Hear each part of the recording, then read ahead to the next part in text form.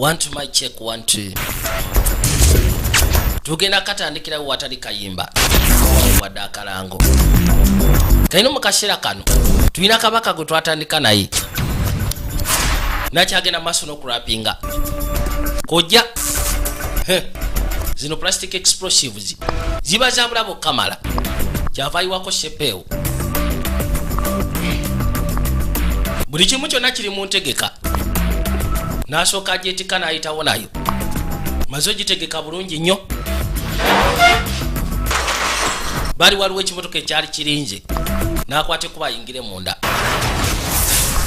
yakayise the state within gambye tulekedde katundu kasooka bujja kuba obutundu 6 nga bagamba Jason Isaacs takabuzeemu ne bagamba Ben Daniels naye muneeno wabula Neil Pearson Eva Alex Jennings bonna bagenda kubeera bazannya olwaleero ne bagamba Naume Jenkins ne Ted Genevieve O'Reilly tibakabuzeemu nga bagamba Shawn Gracie naye muneeno wabula Lizel Make Daniel bwe bawandika olugero ne bajja bagamba Grain yakafulumya mu butongole wabula kabaka ayitibwa Michael Offer yakakwatako paka ku ntiko yaako yakayise the state within Vijay Junior nga bulijjo Cracking Sports Bet Uganda Limited kuva mu Q's Digital Studios mukashako tu waliwo kabaka omulala yayina file kyava kiteka mu briefcase mulimu schematic ya device emu nona atuka butoshi yajja bring me ati nkubirako I'll be in touch.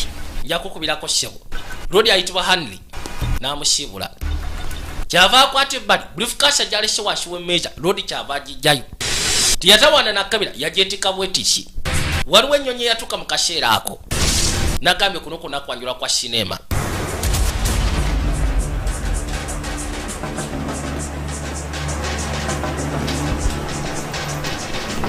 waliwo kabaka ajijiddeko yuno kyava asembera njagala olabe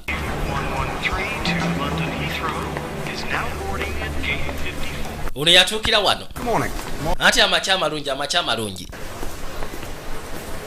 So how was London? katuwulire London ebadde etya tibadde mbi Hammer's lost flight 3. Isn't that pretty good? bajja bawaya kali mu kaseera ke kamu ku kisaawe kuliko abali bagenda okubodinga ate ennyonyi yali egenda okusimbula bakyabaaza kwekwateko bayite metal detectors baba balina okwekkanya bakakase tolina kyabulabe kyonna kyotadde ku nnyonyi ati funa flight esofu ssebo kono kale n'ayitawo kati gwotutaddi ati kasita banafuna anaddawo enkya nyinza okugezaako okukola announcements wabula nga ebyo tebinaba kubeera saagala mugambe muntu mulala yenna Mark Caroline ono ayitibwa Anthony kitange ono ayitibwa Mark Brydon My Councillor for External Affairs, Nicholas Brock. ono ye kansala wange wa External Affairs ayitibwa Nicholas Brocklist Pleased to meet you. kibadde kirungi okushikana Hanley. Of The the Lowenberg Institute for Foreign Relations. I read your paper on US policies. gwe nasoma empapula Really interesting. kwebyo wali ogezezaako okugera ku US policies mu Eastern Asia Tuesday, dinner Erudite Company. okimanyi tulina okugezaako okulyamu ekyeggulu ku lwokubiri my diary. Sally was going on that night. ki ekigenda maaso sale ku programu yange Because of the revolution. waliwo obukazi bwogenda osikano bwa revolution On Tuesday.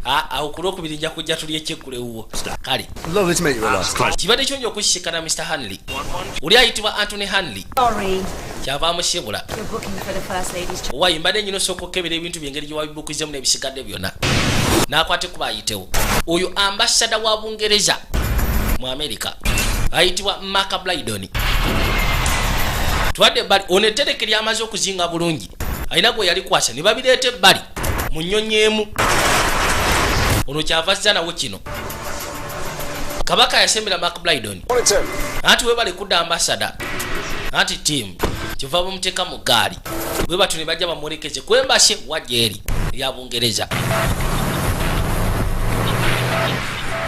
balina okugezaako mu update nga buli kimu kyonna bwe kibadde kitambulira nga taliiwo kati kabaka ono ayitibwa Anthony Hanley I hope you enjoy the yajja mu nnyonyi eno ekwata kuba okgenda mu Bungereza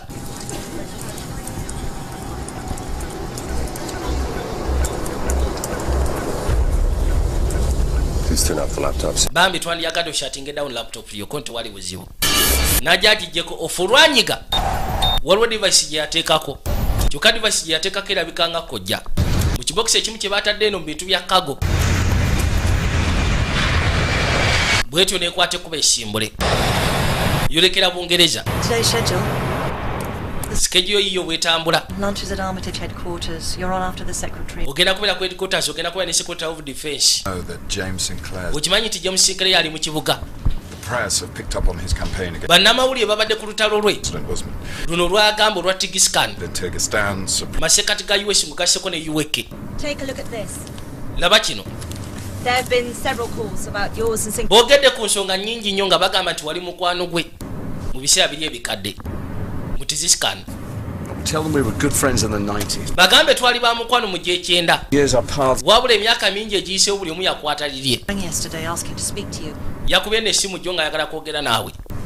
Yali former ambassador wa Bungereza mu nsi eyitibwa Tigiscan. Kyokka ali ku lutalo.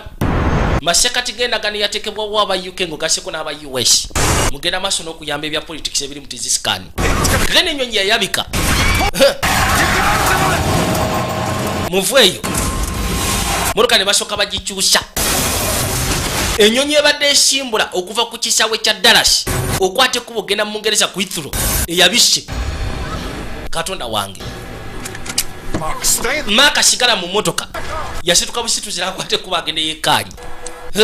Ono yajja akuba essimu. Bajja kwetaaga obuyambi. Luli bw'atuuka yasooka n'atambuza amaaso musaatu bambi. Daba ekiri wano. Katonda watu. Ennyonyi eyabisse ng'esimbula busimbuzi. Alala. Musaatu yasooka n'atambuza amaaso. Wabula yawulyanga aweddemu amaanyi. Laba ekiri wano eno. Ababadde ku ttaka mulimu n'abakoseddwa bambi. Wa. Kale agenda okuzza amaaso waliwo omukazi bambi yali asiraanyi. Yali mu mmotoka kyokka ekutte omuliro seatbelt emukute mukazi watu bambi. Afunye n'engeri y'ebisago. Kwe kujja ayambe musaatu. Yasika bino n'abikanyuga erudda.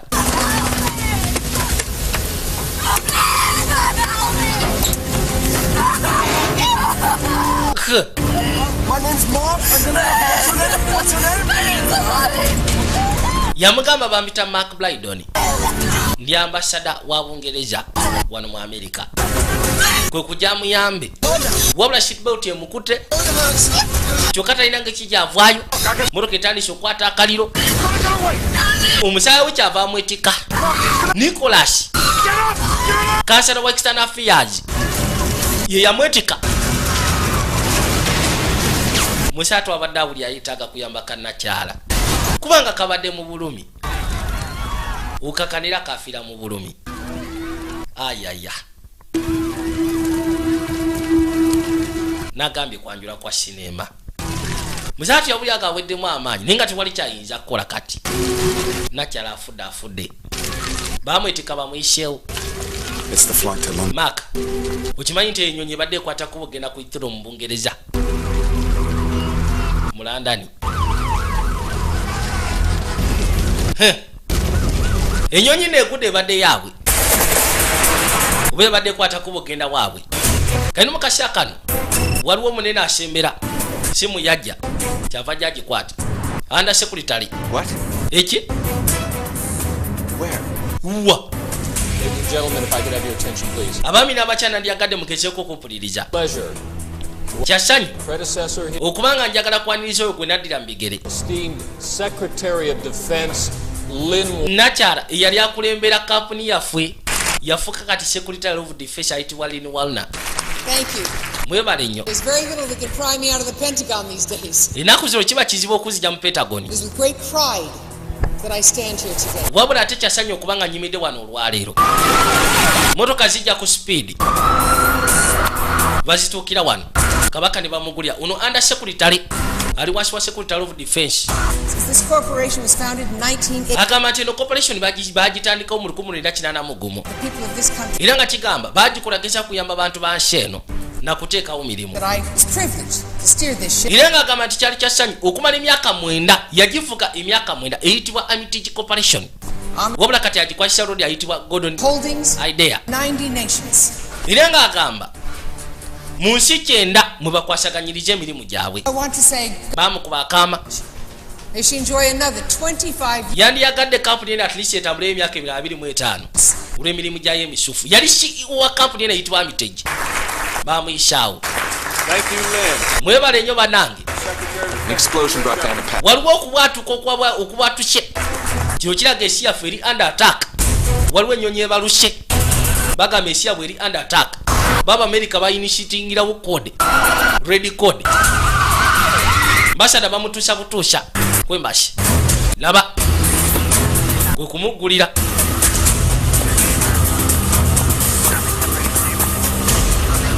wabula musaato ekyo kyalabyeko awulira yaweddemu dda n'amaanyi esimu yavuga fiirwa esimu yiyo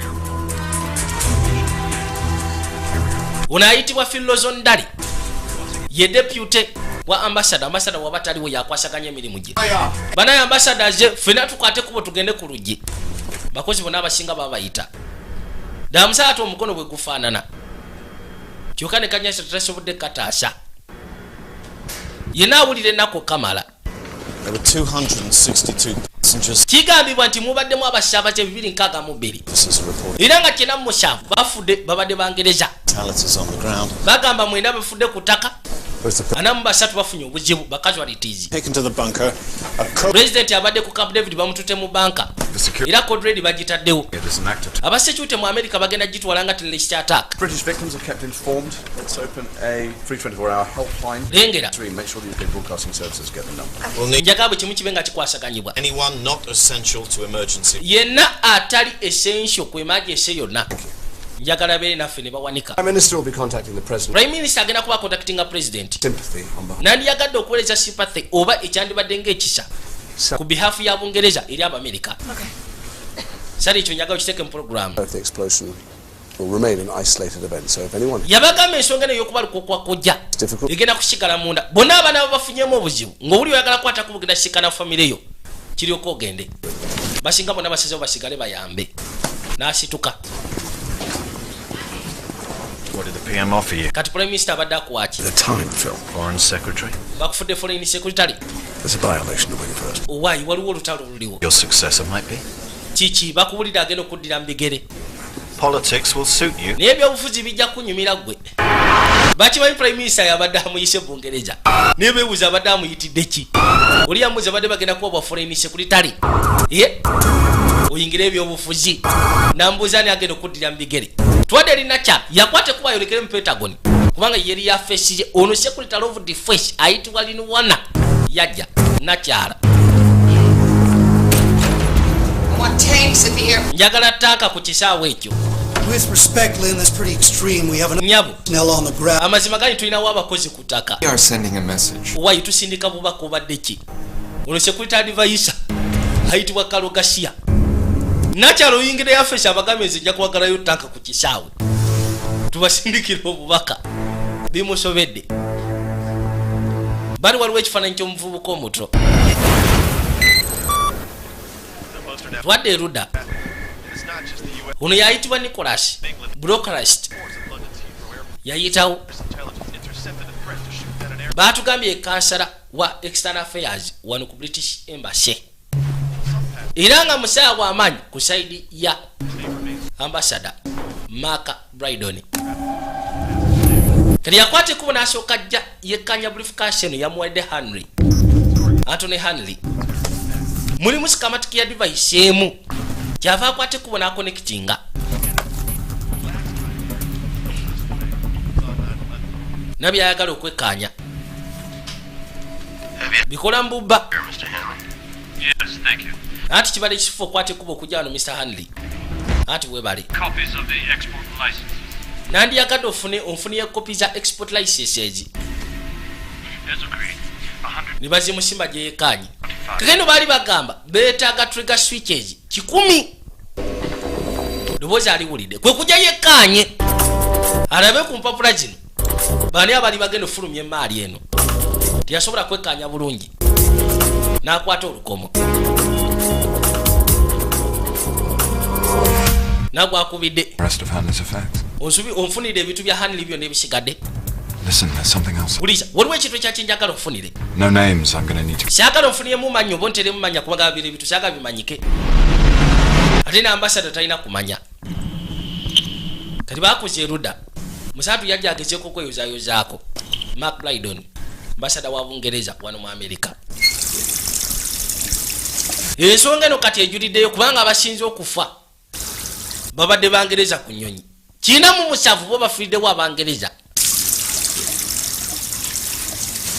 Kujasoke yerongoseko.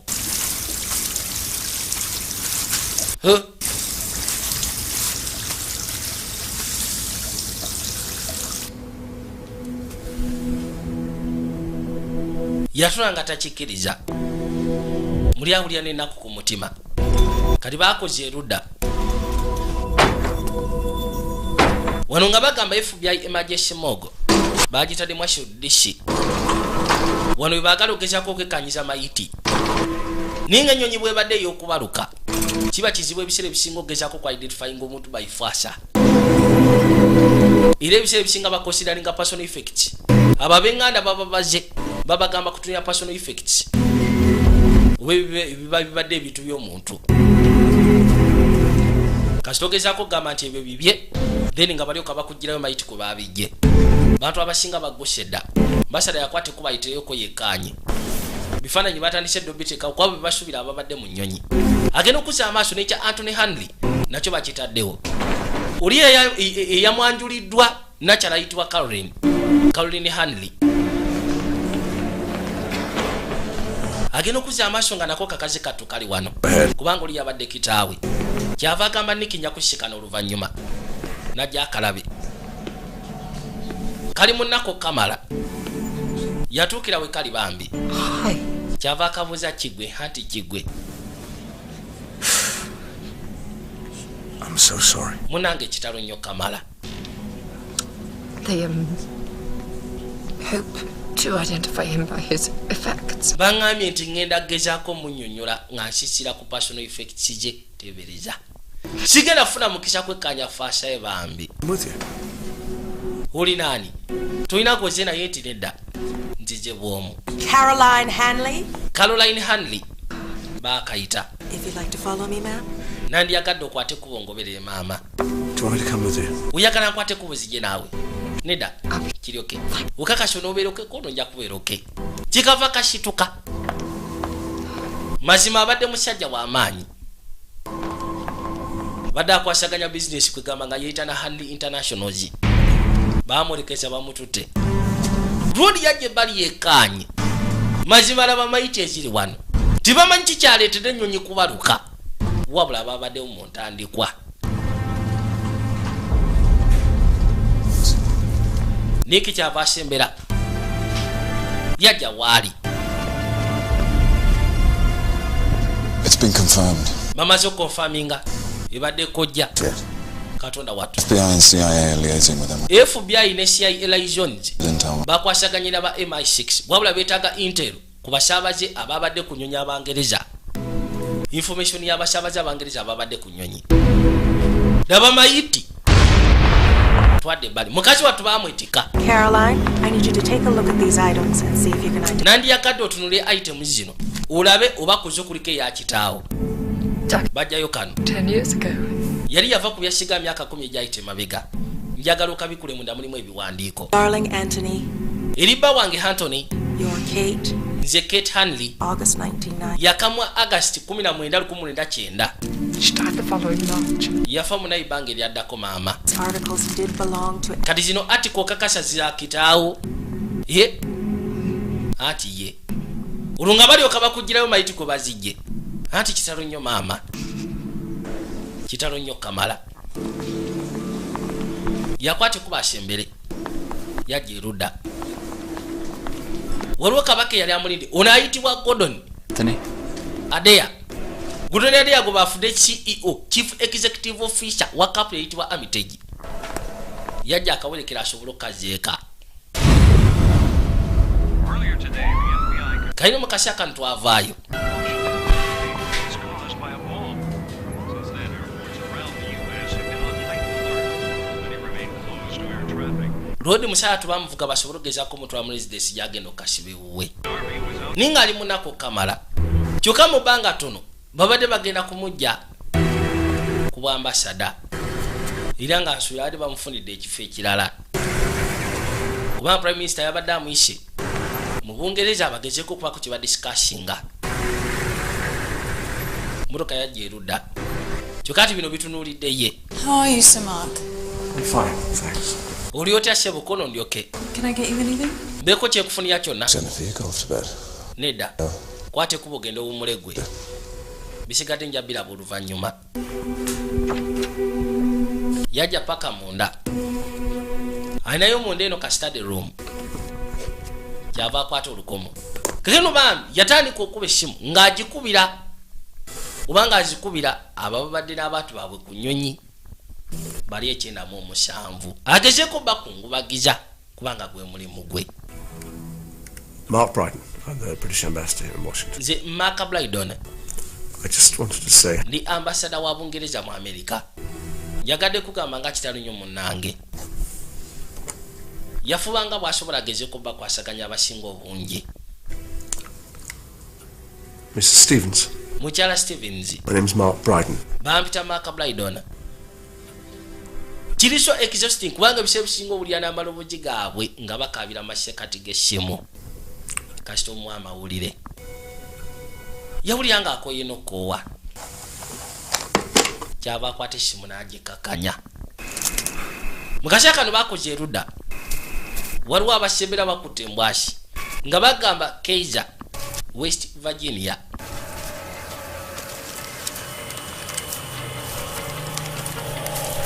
Waliwo bakomanda abasembera waayi tutemere wano. Baabano.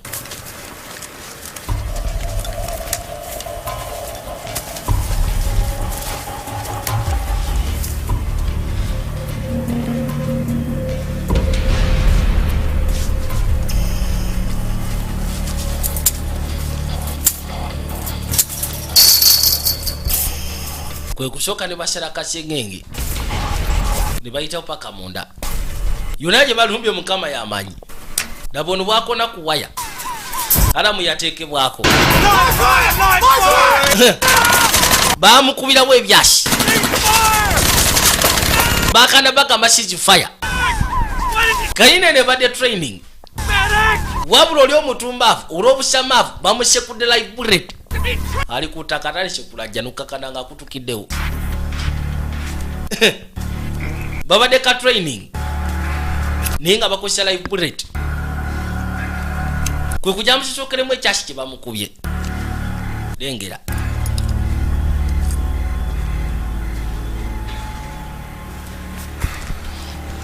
You take a good look. Mwekanyenga. It's what happens to tossers who don't pay attention. Kino kye kitukawo eri abatumbavu abatabeera attentive. Musookanga kwekanya tomala gasimadi kukyatuuka. Kyava bagamba bamuggyemu engoye. Bwe batu ne bamugyamu engoye. Kwe kumuteeka mu gaali. Munaabwe babadde ka training. Uli ekimukiza bukyamaavu. Konye kwakyo kati nakigala waggulu ng'akyayasami. Bamusekudde byasi. Balina gye baatuukira. Kusooka ne beetika mayiti ye bagijjeeyo. Ono yakulembera akabinja. Stand aside. Mudebbali. Afande. Yamusekula ekyasi. Cheza kucheza. Toss him over. Mumusula eri wasimazi. Mayiti ne bagisula muga. Alala. Kayino mukashaka atwadde bali. The appalling events. Jwira abantu kamye kulodi ayitibwa James Shekereya. Stance Yali former ambassador wa Bungereza. interpreted by certain groups as provocation. Can you elaborate on that? Right. Yali agenda maaso n'ogezaako okunyonyola Ambassadors ku kikwatagana n'enkola y'Amerika nga gasseko ne UK. for 50 Kigamba ebiseera ebisinga mulimu ebintu bye bakola ne balowooza nti bo babikola bulungi. political prisoners. Kati ng'ensi tigisikani. Endorsement's rule. Bagenda maaso n'okuteekamu ssente emyaka gino gyonna bataddemu biliyoni ezisoba mu 5. eri president ayitibwa Usman kyokka ate ng'alinyira eddembe ly'obuntu eri eyo.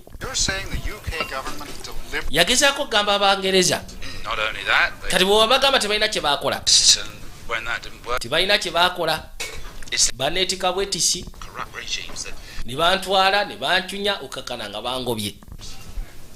Ono yajja musikane yali British ambassador mu Kyrgyzstan kano yajja waali story kigwe. You missed me on the telly. Omisize ku TV mbaddeko I'm not staying. Thank you. wamasigenda kusigala. I'm getting a good response to the campaign. Americans across the political spectrum are questioning foreign policy. I can't hear this, James. Ebyo saagala tubyogereko. Can't we at least discuss it? Leka nawe tudiscussing tumaze ebbanga bwafu tetulabagana. With you. Siteekeddwa kuba naawe. Why did you ask to meet me? Lwaki okutte kuba okujja okusikana? Calling the embassy. James lekera okuba essimu kwembashe. Our relationship. Omanye emisango gye wazza. Gwe tulowooza nti okuba essimu kwembashe kigenda kuyamba mu nsonga z'ogoba kati. All right. Sirika. Ebyatukawo mu tizisikani bisirikire.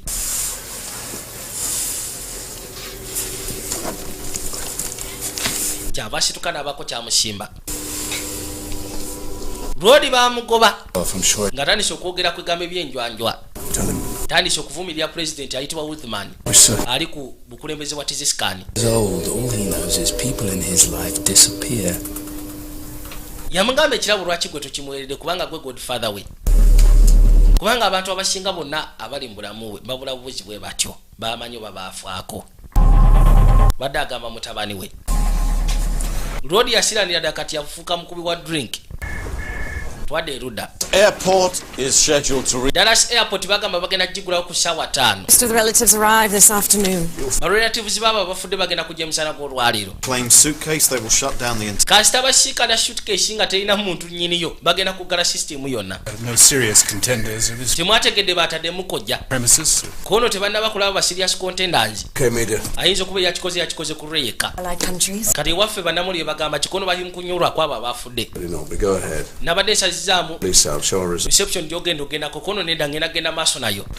Baako kyowandiika gwe. will not distract us from pursuing our Bagambe Please. kyo tekigenda tulemesa genda maaso na kupasuwinga ekyo kyetulina amasekati ga US naffe. James Sinclair. Kati James Sinclair Denying the ye tugenda kugaana ensonga zaaliko eza tizisikani Kyrgyzstan and our support for President Usman's government. Don't ne sapoti gyagezaako okuwa oxygen. mbu sapoti gye tugezaako okuwa President Usman kuno oyo temumalirako budde comment on his visit. kirungi oyo tetugenda kwogera ku kukyala kwe. Gardner's death row appeal is before. Waliwo kabaka ayitibwa Luke Garden kigambibwa nti ali ku death row The ruling in the naye ate mu Ngereza munaku tono agenda kalabba. new human rights liaison Tulina gwe twasindiseeyo ayitibwa release camp. Jane Lovely akwasaganya bintu bya human rights. Yalinga human rights liaison okuva ku embase yaffe. The pond. Agenda leo buli kimu kyonna bwe kitambula. Throw. Bamuleeta. Waliwo kabaka ayitibwa Luke Garden yazze emishango mu America. Wabula nga mu Ngereza kati agenda kutwalibwa ku kalabba. Munaku ntono Abangereza bamusindikiddeyo omuntu waabwe gwe bamanyi alwanira eddembe ly'obuntu. Yajja.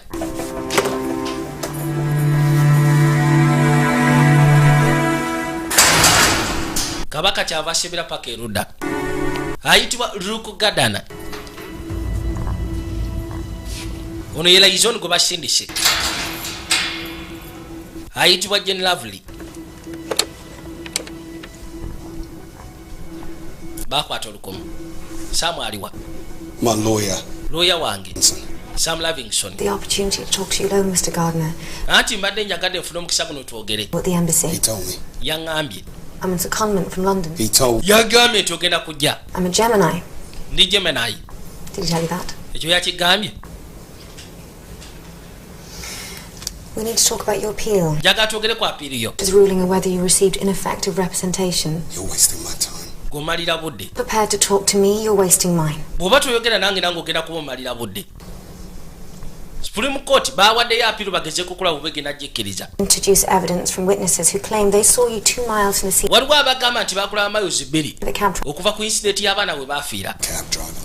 Era nga bwe bakulaba no cab driver nga muyomba. Yeah. Kono sijjukira kubanga ndi ne cab driver. Bingi byasijjukira mu mwaka ogwo. How do you know he didn't kill those? Kati kijja kityo kubanga ogamba nti tewabatta. I know. nanditegedde I've had blood on my hands before. kubanga nali mbaddeko n'omusayi ku mukono gwange. Foreign Office have a strong anti-death aba foreign office bagamba nti balina omusango gw'amaanyi gwe bayinza okuteekako ku nsonga eno. Bamunfuna n'okutta abakazi baali babiri. Heads Heads or tails? oba tails z'oyagala. Choose. Londa. Heads. Kaba kalulu. You've chosen to die by lethal injection. Awo bolonze kukubya mpiso kalaba. Now they say it takes 4 minutes. Bagamba kitwala eddakiika 4 okufa. Doctor doesn't pronounce. Wabula omusawo atwala eddakiika 15 n'alyoka pronouncing okufaako. You wish you'd pick tails now, eh? Awo tolowooza nti at least wandilonze tails. Toyagala kumanya ki ekituukawo. Death by electric chair. Awo bakubisa katebe k'amasannyalaze. You ever smell burning flesh? Wali owunyiriza omunyama nga gwokyebwa.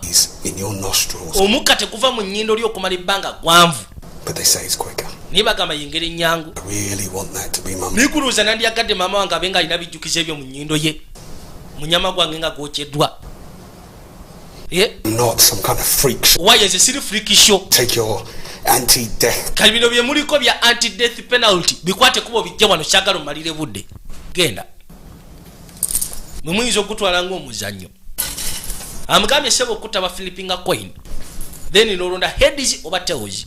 Bolonda heads bakubya mpiso. Bolonda tails bakubya katebe k'amasannyalaze. Nga bagamba Fairmont County, West Virginia, kati ate gye tuzze. Mu mugo ogumu. Waliwo namukadde agenda maaso n'okuvuba. Kyava asembera. Agenda okuza amaaso alina kye yalaba. Yeekanga n'okwekanga. Katonda watu. Twadde eri Nicholas. Yajja. Kyavaako okona. Yingira. Wai tufunyemu obuzibu. Gwe sooka ofulume bweru. Buzibu kyate. One of the British passengers on the plane. Omu ku batuuze ba Bungereza eyabadde ku nnyonyi ayitibwa Hassan Khan. Abayima 6 bakizudde nga yabadde alina erinnya eddala. Ibrahim Wahidi. Thanks to a jihadi training camp. Era nga kigambibwa nti yaliko mu jihad training camp. Yaliko ne mu Tizistan. There it is. Tizistan ntiye. National security advisors in your office, ma'am. National security advisor ali mu yafeesi yo maama. They're supposed to be our goddamn allies. Bano bateekeddwa kubeera bakyapiri baffe ba Tizistan. Central Asia dimension? MI6, President Usman claims to have suppressed the MI6. Doubts, man. We're paying that ingrate $100 million a year to scratch. Okimanyi nti oyo mutumbaavu ayitibwa Usman tumuwa ssebo milioni nga 10 omwaka. Atula butuuzaawo. Mukwate kuba musekule bateresi bonna gye bali. Suspect bomber was a British national. Suspect no yabadde mutuuze wa Amerika. Manyanga mutuuze wa Bungereza. Tizistan tena bakakasa nti oba yali abaddeko magye gaabwe. I'm supposed to be standing shoulder to shoulder. Kale mbadde nteekeddwa okuyimya ne ambassador wa Bungereza. Loss. Mu kaseera k'okufiirwa kwaffe kuno kwe tubaddemu. Turns out it's one of their homegrown. N'ekyo kati kirabika omuntu owaabwe gwe beekuliza ate yatusekuddeko kojja. Bannange. 7 teach them anything? Lukumu na kyamusa butalina kye yabayigiriza. What should we tell the speech? Kati tugambe ki bannamawulire? Oh, try. Mubagambe. He's our friend who needs enemies. Abangereza baffe baleka bo beetaaga balabi. Akoze kino abadde mu Ngereza. 113 took on a new dimension today. Baatandika okugezaako okunyonnyola. Released information on their chief suspect. Poliisi yafunye chief suspect waabwe yoono. Between Hassan Khan, Ibrahim Wahidi. Okimanyi nti baafulumizza dda amawulire ku Hassan Khan. Also Ibrahim Wahidi. North Pakistan. Where the bloody hell they... Yaliko mu North Pakistan. All right, I'm going to need a complete dossier on Khan Wahid. Nja kwetaaga buli kimu kyonna ekikwatagana ku oyo Lord Hassan Khan msimanyi Ibrahim Wahidi. You can find out from your guys now. Yonna gye yasomera gy'abadde asabira mu mizikiti ne wasigadde yonna. We need to sort out the facts from the fiction. Aba MI6 bagambe bagezeko zula ensonga eno ng'obudde bukyali. Kwegamba ensonga eno njaga tugikwatire ku mazima wabula si fiction. Facts wabula si fiction. Indicates the explosives were in the hole. They're not. Bagamba nti kojja yabadde mabega mu kago. Like they were detonated. But tebategedde yabadde grade ki. Naye nga kigambibwa nti yabadde detonated. Garcia. Nga bakozesa electronic source. Carl. Onono Carl Garcia yayo yagala okwogera nammwe. Yes, of course. Anti wali buzibu. Security advisor abeetaaga. Gwe, Nick. We're going to the West Wing. Tugenda mu West Wing. Invited or some. Batuyise invite nzoba batukoowodde. Mbu are we invited or summoned? Kegamba bidifalinga. 5. Lwali abayise. Under your radar. Ono ye National Security Advisor. His alias Ibrahim Wahid wasn't. ono abagamba nti omusajja yakoze kino yabadde mutuuze wa Bungereza ne bamugamba nti Hassan Khan ffe twali tetumanyi kono at least yali atambulira mu alias eyitibwa Ibrahim Wahid mwandibadde mukimanyi ayitibwa Kalogashia kalino president atudde ne nakyala bagenda gezako kutunula mu bintu by'ennyonyi okujja eza Bungereza ng'ogaseko ne visa obutabawa oyo omukazi omulaba yakiika mutabani we n'asupportinga president otula ku ggwanga lya America oyo omukazi ali untouchable kyenyinza okugamba Abamerica bo tebafuddeyo batwogera ku passport ne tutabawa visa kugenda mu Bungereza oba kugala border zaffe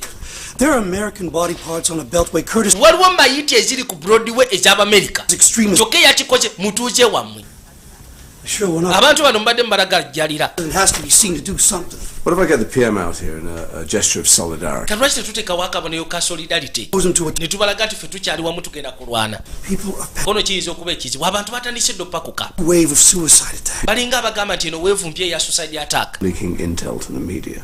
anti mulekerawo okuweereza intelligence eri media musobole okugezaako ku avoidinga hysteria Statement will be issued at 3. yabagamba ngenda kwogeramu ne wana Call you by 2. bwe binaaba biyise bulungi nja kukubira ku ssimu There were British body parts on it. naye kimanye nti waliwo ne mayiti z'Abangereza ezabadde ku Broadway tolowooza ku Amerika bokka anti kale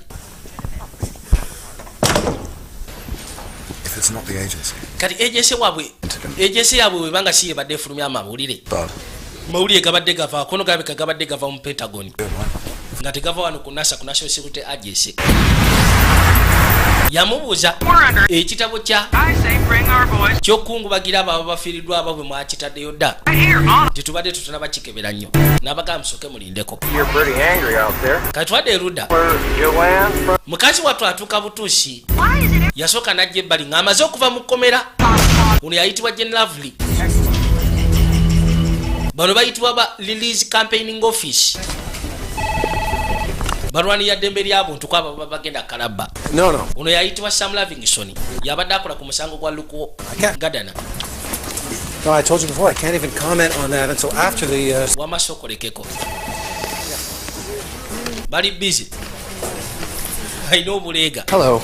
yebali Weiss, I'm covering with bampita Matthew Wise Jane Lavery. nze ngenda maaso n'okukavalinga omusango guno mu mawulire kono mpitibwa Jane Lavery Interested in the Britain death row? kinneewuunyisa lwaki abantu bali interested mu Bungereza okufa kono osaaga oyo jama ayinza okuba nze I'm serious. He's n'ayitawo right over legal technicality. Have you checked in yet? wamaze dde okuyingira lumuyo kono sinaba leka nkutwaleyo Executive suite. ngenda kufunirako executive suite mwogenda okubeera kano kayitibwa ka Matthew Wise kannamawulire 19. nze ndi mu 19 gogenda kuba mu 18 kono tunaddamu How did Luke's case get so far? Have you met him? musango gutuuseewa 2 dead white teenage girls in a crack house, a junkie kigambibwa recall and a history of mbu yatta abaana babiri Luke's original. baali batineja kyokka ate beeru ate lodi bamuzuulako rekodi nti mukozesi wa njaga janki What do you think of his chances at the Supreme Court? kati olowooza chances ze za Supreme Court ogezaako okukkiriza apiiru ziri zitya I could be sipping champagne, but ati tofaayo kigenda kuyita mu bulungi ekya tugenda kuba tunywa champagne twakwate kuba ne tudde eno Any luck with those enhancements? I'll drop them off this afternoon. waliwo akwate kuba okusembera jwira niki alina gwe yakubidde essimu n'amugamba olwo kyenjagala onoonyerezeeko toteekamu mannya kali mu kusala wano ebbali kyavaaga musimba musimye engeri y'ekibakaasa ndowooza mwe muli bye yamusabye yamugambye n'omugamba sandyetaaza ambasada agezeeko kumanya ku nsonga y'ebintu byenkusabye ondeetere kiri yajja ebbali paka mu yafeesi ye n'akwate kubo yekkaanye ayagala kulaba lwodi empapula ziyabadde asayininga agenda okwekkaanya obulungi kuliko sentasi okay yamwenya n'okumwenya kati mukaseeka naate twadde erudda waliwo nakyala eyaguka n'agambye tujja kakwata mpola tusobole okukannyonnyoka yakayise state within vijja junior nga bulijjo beefubyayo balina mayiti gye baguddeko eno mu Fairmont West Virginia daba fwasa bwefaanana soko ndeteeko ebyo ebikozesebwa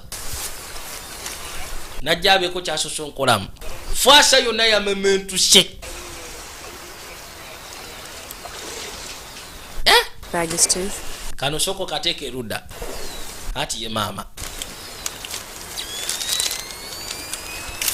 Fana nyibyata ni kukubibwa. Kakaino mukasera kano. Rodi ngamaze ofuna empapula ziri. Jugire empapula. Yazikwata oba yazirabye ku bintu bya Lord ayitibwa Anthony Hanley. Ngabisayininga. Zalinga layisi za export. Bayina ebitu bimbi bali bagenda okutambuza. Bayogera ne ku trigger 10. Zibali beetaga abantu abamu batana bakutegeera. Kati yajja mu sentence. Kino kiringa kiweyawishi. Aheyo tukeno nga wakalu kamala. Ningo lya mugambidde nti ebisinga byonna badde babitute nga byavuddemu. Tukano nga buli kimu kyonna tewali. Wakalu. Kyava asooka agalinya n'atuukirako waggulu eno. Talina kyalengerawo. Yakwata ekkuba okudda.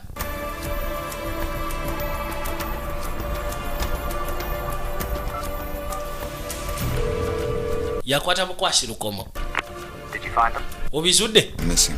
Wayi sibisanze eyo. Oli yajjako bujja simu. Naye kwe kugizaako. Mbuziza bufunye kono sibisanze eyo. Yes. Twade wa Mark. Azam Sinclair ali ku simu ayagala kwogera naawe. Kyava akwata olukomo. All right, put him through. Muyise tewali buzibu. Happy birthday. Nze Mark amazaalibwa amasufu. Yeah, thank you for my present. Weebale ekirabo kiwampeereza. It's my favorite godson. Godisani wange ali atya? God. Oli bameka olina bameka? The one. Ati gwe weka. So are you enjoying Washington? Kati onyumira Washington. Dad's pretty busy. Ati taata abeera busy. Wandikutte ku bono jjako eno. Reception. Nyina ka reception kengenda okgendako. Singa kibadde kisoboka nandikutte ku bono enzija. Waba tekijja kusoboka. Naye tofaayo nja kujja nkusikana oluvannyuma. Osuubiza n'okwate ku bono ojja n'osikana oluvannyuma. Ati kusuubiza. Kano katebe ne kajja mu Sinclair. Kyekava kazaako essimu.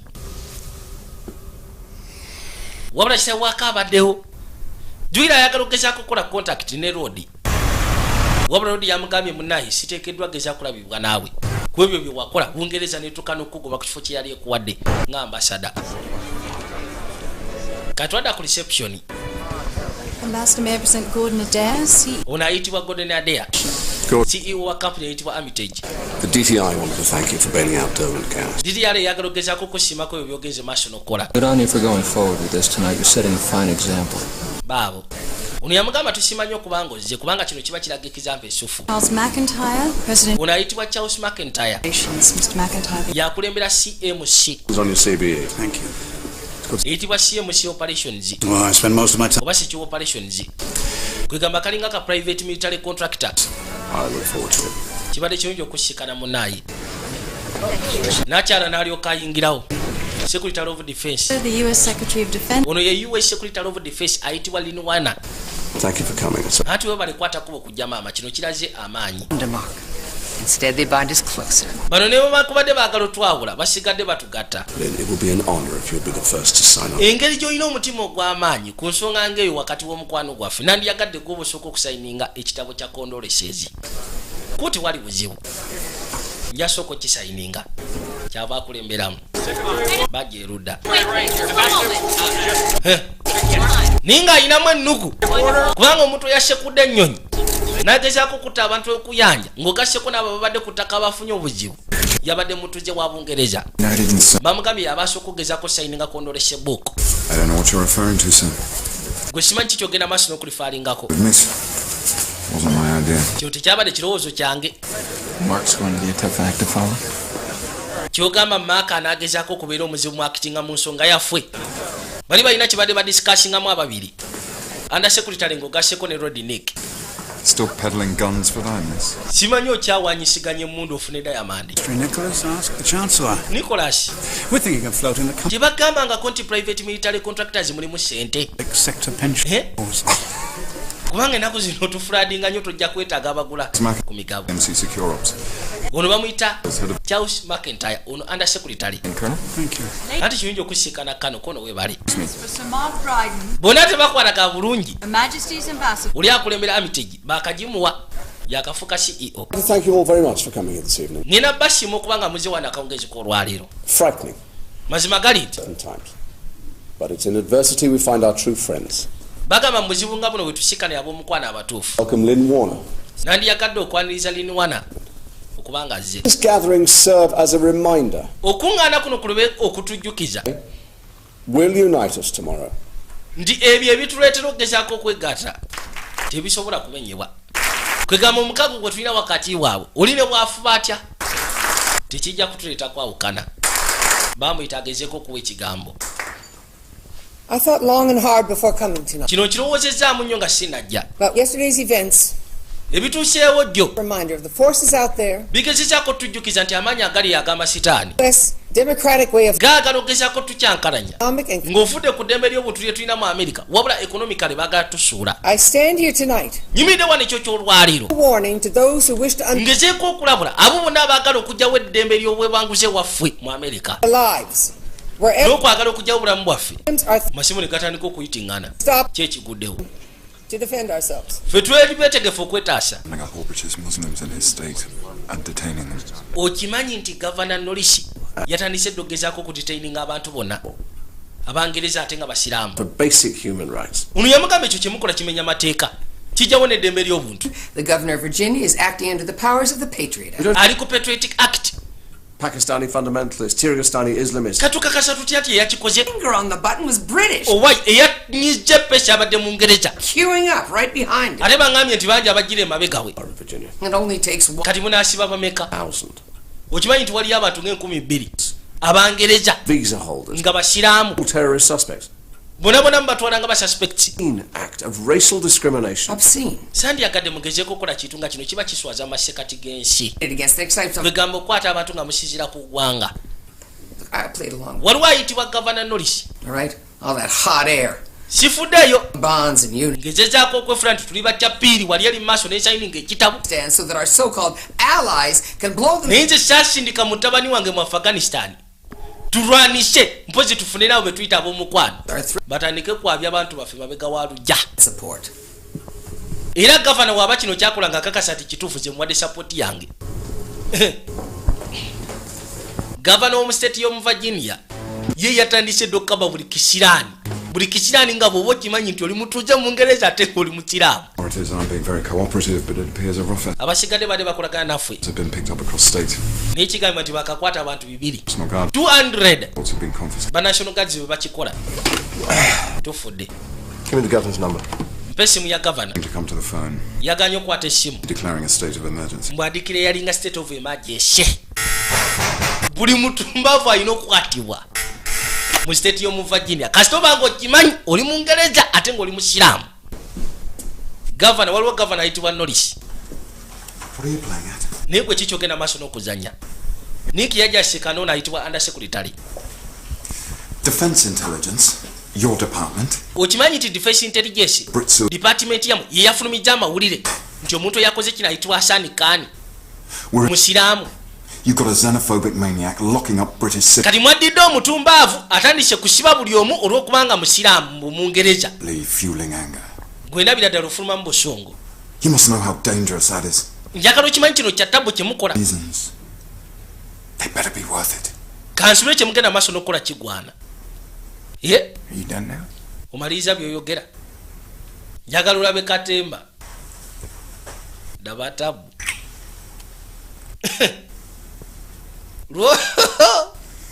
Rodi Nicholas kansala wa external affairs Bungereza ng'ogasseko ne under secretary wa America bage twaderika nakyala kakazi katubambi kana kayitibwa ka General Lovely akazi ogezaako kakasati kalwanira eddembe lya Rodi ayitibwa Luganda n'ali mukomera gwe bagenda oteeka ku bwakalaba kabaka lya kwe kuzza amaaso waliwo akalingiza bwe kakyusa amaaso n'ampanuwa kakirira wansi.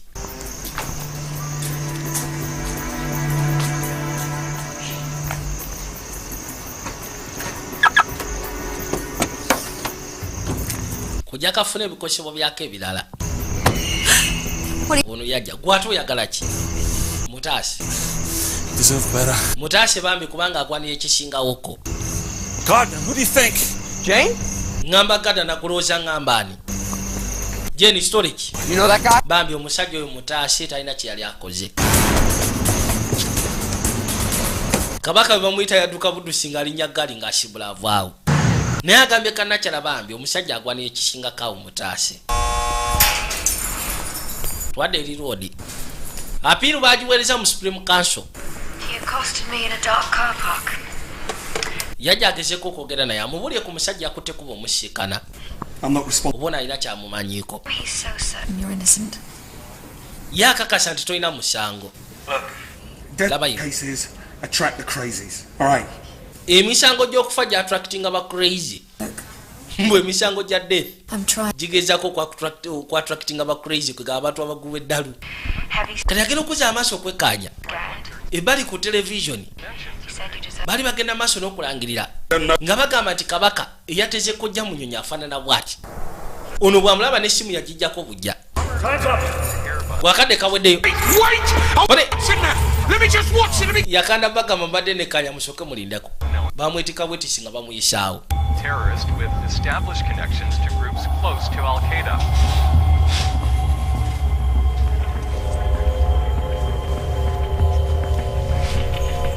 Kati bali ku mukono alinako engeri ya maaka. Bw'alengedde omusajja oli yesse nnyo Kamala. Kyava asooka akwata wano ebipapula. Lengera. N'abiyuzaayuzaawo ku speedi. Mu bwangu ddala Kamala.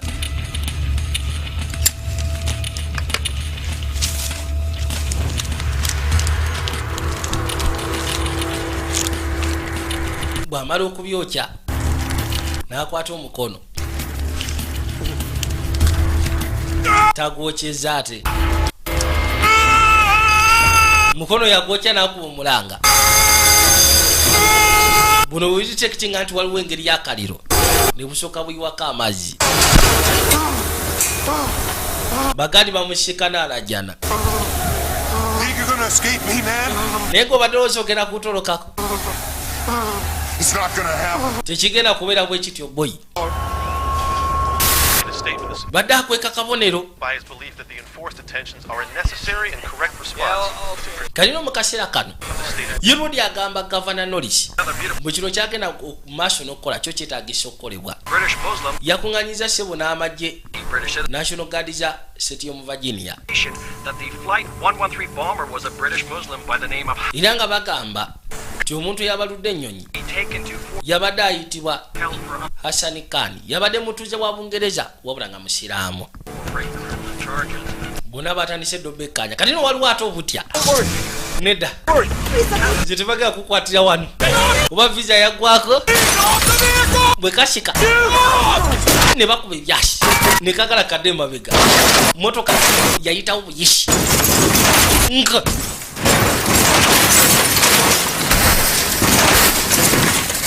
Neryoka yekata ekigo.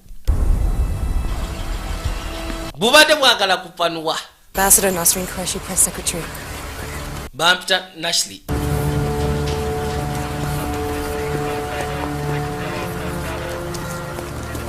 Ambassador yakwate kubo kujja yekkaanye.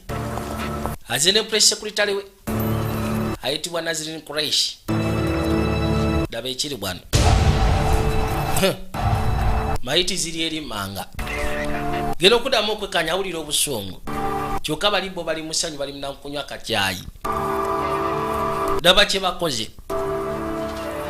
Police made some calls. They told friends they were frightened they'd be rounded up. They were trying to get to Maryland. Baade bakwata kubogenda Maryland. 5 and 24. Wabaddeko 23 mugaseko na 25. 24 mpozi na 25. Kyokka ate omuwala abaddeko abadde student ng'alina lubuto. I'd make sure the names don't get out until the families. kakasa ati amanya gabwe tegatuka ku bannamawulire paka nga tumaze okukakasa famire zaabwe ati kale gavana Norris agamba newankubadde kino kibadde kiguddewo agitute nga tragic accident naye tekigenda mujja ku nsonga ye gyaliko yakugalira buli kamu konna kasita oba nga oli mutuuze wa Bungereza ng'ate oli musiraamu bonna bagenda kubeetika babagalire. Lodi yasooka n'atunula yawulira nga ate banaatidde n'okuba essimu eri famire zaabwe. Yadda buzi mu gaali. Hi. I wasn't sure you'd be awake. It's Caroline. Kansube nti oli ozukuse kati nze Caroline Hanley. Right. I was wondering if there's anything I can do. Mbadde newunya oba waliwo kyensobola okugezaako okukolera. It's a lot of resentment on the streets. Yeah, I'm not. Bintu bingi byenengedde ku kkubo ku TV tiye. Kyava akwate kuba gyamusika ne gyali. Nako kakyali mukungubago lwa kitaawe waako. Lodi atanaba kuterera mu mbeera. Yakashikana waneeno. Dad's cup still on the kitchen counter. Ekikopo kya taata kikyali ku kitchen counter. Talking to you. Nabadde njogera naye. It's not your fault. Eno si nsobiyo. Gamba kale singa yafunyemu akadde akawera. Teyasobodde nakusiibula. Yaŋŋambye kimu dash off tandika. Genda. Tiyaŋŋambye wadde goodbye. You sleep with me tonight. Osobola okwebaka nange ekyo kyolwaleero. Abakazi mbolo kanyoleddwa nnyo kandyetaaze kebake naye oba osanga kyekiyinza okukakakanya. Does it know mean anything you're leaving and manyi kati nawulidde ogenda. Does everybody know? Buli omu yategedde. This is Washington, Mark. In Washington DC, Mark. Bingi biba byogerwa. Kategedde tibagenda mwongerayo bagenda mu ekifo ekirala obwambasada agenda buvaako. Ninga kyalika balina enkolagana mu bintu bikwagana eby'omukwano. Yakagamba sandiganyi. Wabula tojjakera ku macyango kyejjusa. Kwegamba sandi yaga tukikole tutyo. Kyava akasaba tosingemuko. Sebo kade kamusabye ekijja kijje. Olw'ennaku gye kayina. Oba osange tukijja mukakanya. Eva kyo kisobola okukakanya. Naye kisiza ne mu mbeera bwe kiba kijjidde. Kayino mu kaseera kano yajja akasimbe kabu kasobola okuddeeka. Kayitibwa ka Caroline Hanley. Kwe kuyita paka ebbali mu gaali. Bifaananyi musatu byamukubibwa. Tamanyi. Ne baddamu ne bamufotola ebirala. Bino kwatibwa badetainingiwe. Katate estate yali eguddewo. Yali etisiza bangi abasigadde bambi. Ne bakwateko ne basooka bajja ku embasi yaabwe ya Bungereza. Nga bagamba Jason Isaac yakomyewo nateera. Kugenda okugatta kabaka ayitibwa Ben Daniels. Kwanjula. Neil Pearson. Eva. Alex Jennings bonna muno. Bali bagenda maaso n'okunyoya nti ekyali kituuseewo ku kapo bambi ey'abato. Kino kyakanze bangi abasigadde. Ekyabaleetedde okudduka banoonya obubudamu ku embasi yaabwe ya Bungereza. Bantu bali mu kaayana. Laba tabu. Baagala embasi yaabwe bayambe. Kabaka kyava akwate kuba okusembera. Mark Brydon. Ambasada waabwe. Yajja ayogeremu nabo. Kubanga munayo bano bantu baabwe. Banaye musooke mumpulirize. Mumpulirize musooke mulindeko. Kitegera kino kikooya era kisumbuwa. Kyonna kye musaba tujja kugezaako okukola nga bwe kisoboka tukiprocesinge. Wabula ngenda basaba mubeere bagumiikiriza. Buli kimu kigenda kutunulamu mbasuubiza. Saagala mukole kinaabalumya. calmly. Njagala musigale wano mulinde mbukakamu. As quickly as tugenda ba processing ambwangutanga bwe kinaba kisoboka kyokka tebanje okukamala. Be encouraging them to go back to their home. Lwaki tubagambye badde waabwe ng'ogaseko ne hotelo zaabwe. Are blocking Massachusetts. Njagala okimanye ba blocking Massachusetts Avenue bajja kulumizibwa. Ati kati abasigadde bonna bateeke mu lujja. Bajja aba blocking Massachusetts Avenue. Bonna bayingize mu lujja. Abasinga bali bakwatira mu 40 bed. Did you get to the gator eats dog story? Wamaze ofuna ku byokulya byafu bifaanana. I don't like that. N'osoma ne ku bisigadde nti ye. Believable, isn't it? Tekikirizika ye? You are. Honest. Ye. Can't. Thanks. Lwaki tonnegatta ku kono sisobola. Luke's mom from the airport. Ngenda kwata kubo kukima mama wa Luke Garden ku airport. Keka Jen Lovely. Kali kayitibwa ka Matthew Wise. Onaate takimanyi nti balina okukima mama wa Luke. Luke Garden yona ali mu kkomera. Bamufunana kutta bwana bubiri obuto obuwala. Era ng'agenda gwa kalaba. Bwali butinejja. Kyokka tebagamba nti oyeda abadde janki. Ono ye maama we. This is the end of the road. Nze ndabira ddala eno y'enkomekero y'oluguudo. Supreme Court granted appeal today. Anti Supreme Court egenda tugulatinga appeal olwaleero. The pardons board. Ne bwe baba tebatuwadde appeal waliwo ekiyitibwa pardon board. They'll be taking Luke home or watching him die. Nandiyagadde omuzzi kasandyagadde mulaba ng'attibwa. When he was in the Falklands, then I was worried. Bwe yali mmajjaawo neeraliikiriranga. Wabula ate ekyewunyisa. For bravery. Yakwata ekkubo n'addeeka n'omudaali gw'obuvumu. Yataasa obulamu bwa sooja omulala. Now these people want to kill him. Kyokka kati bano abantu baagala kumutta. Bannange. What was he thinking coming here? Naye mbutuufu yali alowooza ki okwata ekkubo okujja mu Amerika. The place. Daba akafu bwe kafaanana. Sebo naye akenyinyala. Mu Amerika naaba bwefaanana. Has anyone bothered to find out from this waliwo yagezezaako okutegeera nti bino ebintu bimenya amateeka bye bakola ebyokukwata abantu. Unprecedented. Depends on your definition. Anti kisinziira ku ngeri gwe gy'onnyonnyolamu obuteralizimu. And now, any member of a bo bagamba nti memba wa subcommittee yenna oba wakabinja ak'enjawulo nga asobola okuwa support eri terrorism bamutwala suspect. Okimanyi nti ennyonyi yaleeteddwa abasinga bonna bagenda kutikibwa ate abamu bagenda kukwatibwa. Laba bagambye nti bagenda gezaako bayisa mu due process naye tetunamanya bagenda kikola batya. Okay. We don't know who's been detained. Tetumanyi ani akwatiddwa ani atakwatiddwa bagenda kukozesebwa batya. Brad kikyoyina kyekiri ku Capitol Hill. Bagamba nti abaseneti bagenda forming ekiyitibwa joint homeland security. McManus and Ziskin are talking now, but even kati yabuuza state actions on secretary of state ngugaseko ne Anthony General ensonga eno bagitunamu batya. need to introduce Patriot Act. Obuzibu obuliwo bali bagenda ku introducing a Patriot Act 2. The detainees will have to prove that they're kati kiba kitegeeza tetugenda kufuna bail eri bantu baffe. Badetainees bonna bagenda basiba busibi. The of all Muslims. Basiramu baba basiranye. Get me into the security committee. Njagala omuli bameka bali ku security committee. Ani gwe tuyinza okuyitamu nadda ku side yaffe. In the midterms. Ani gwe bagenda okukola elections mid-term. Waliwo ayitibwa Mandrain Cohen. Mukasi akantwadde erudda nga bagamba the Pentagon Virginia. Ono nakyala chairperson wa security committee egenda okutuula. Bagezeko tula mu nsonga eno ey'okukwata abantu. Senator. The fundraiser for the victims' families. Waliwo ka fundraising akaliwo ak'abantu abafunye obuzibu bambi eri abantu baba abafiidde mu nnyonyi. Nandiyagadde okwate ku bojjewo. Kono nafunye edda tikiti ezigenda okuntwala mu Capitol Hill ko nti wali buzibu. Kakaino ono omukazi yagenda okubeera chairperson wa security committee egenda okutuula ayitibwa Mandrain Cohen. Batule mu nsonga ey'abantu abakwatibwa Norris mu Virginia. Ono abadde aseze wa mutomere ng'obudde bukyali. Kwegamba akakasente ali ku side yaabwe. No, I'm waiting on a contact. Wina kiwafunye okono nedda ninda contact yange. Doesn't just bark, she bites. Omukazi gw'oyagala otomera taboggola bugozi wabula aluma n'okuluma. May not be released for months in some. Kyengamba sengogeza kumukwata obubi bano abantu abakwatiddwa bayinza okumala emyezi n'emyezi nga tebateereddwa. Katuyagala nkole ki? Wait. Bwe naatuula obutuzi kijja kuba kibi.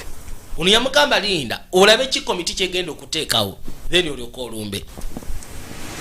Baseneti batonzewo ekiyitibwa joint homeland security era nga kigambibwa Security committee yegeno gezako kwekanya bala boba kino ekikolebwa Norris Governor Norris ekyokwata abantu kiri mu mateeka kati bano badde baagala baveko gwe batomera ng'obudde bukyali waliwo ayitibwa chairperson wa security committee yena Chairman Lane Cohen badde baagala bamusikane ng'obudde bukyali asobole okubeera ku saidi yabwe abantu bateebwe naye ng'oli amugambye nti senga omutomera obubi oyo mukazi taboggola bubogozi wabula aluma bayinza obbasiba emyezi gye tutamanyi na muwendo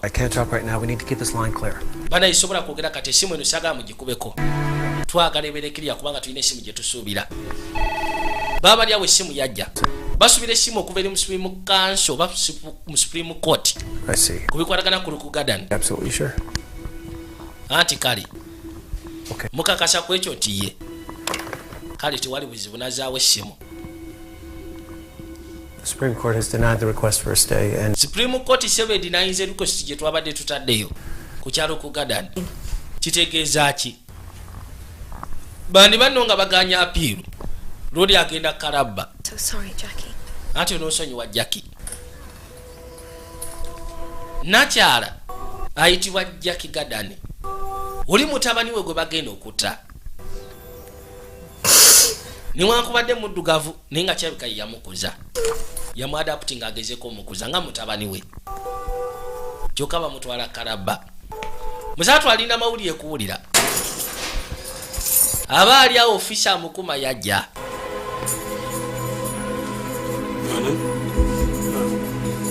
nedda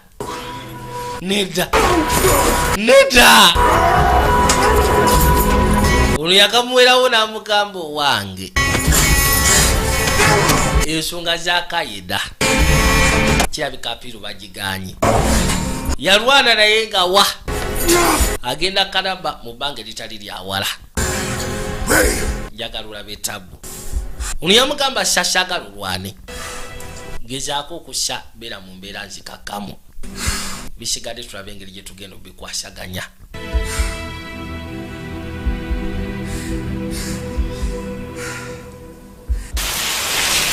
Kayino twavayo ne tudda erudda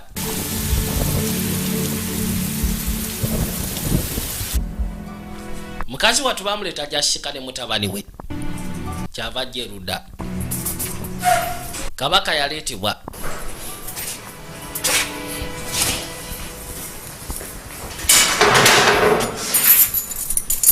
bazawuna bulungi nnyo akaggi kwe kukyashikane maama we mukazi wattu alina mumaziga bambi lwoti tamanyi kyakwogera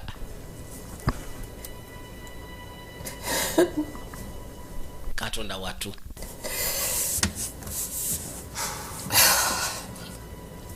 naye nga amumanyi si ye muntu ayinza okukola ekyo kye bamutaddeko naye amateeka muzibe.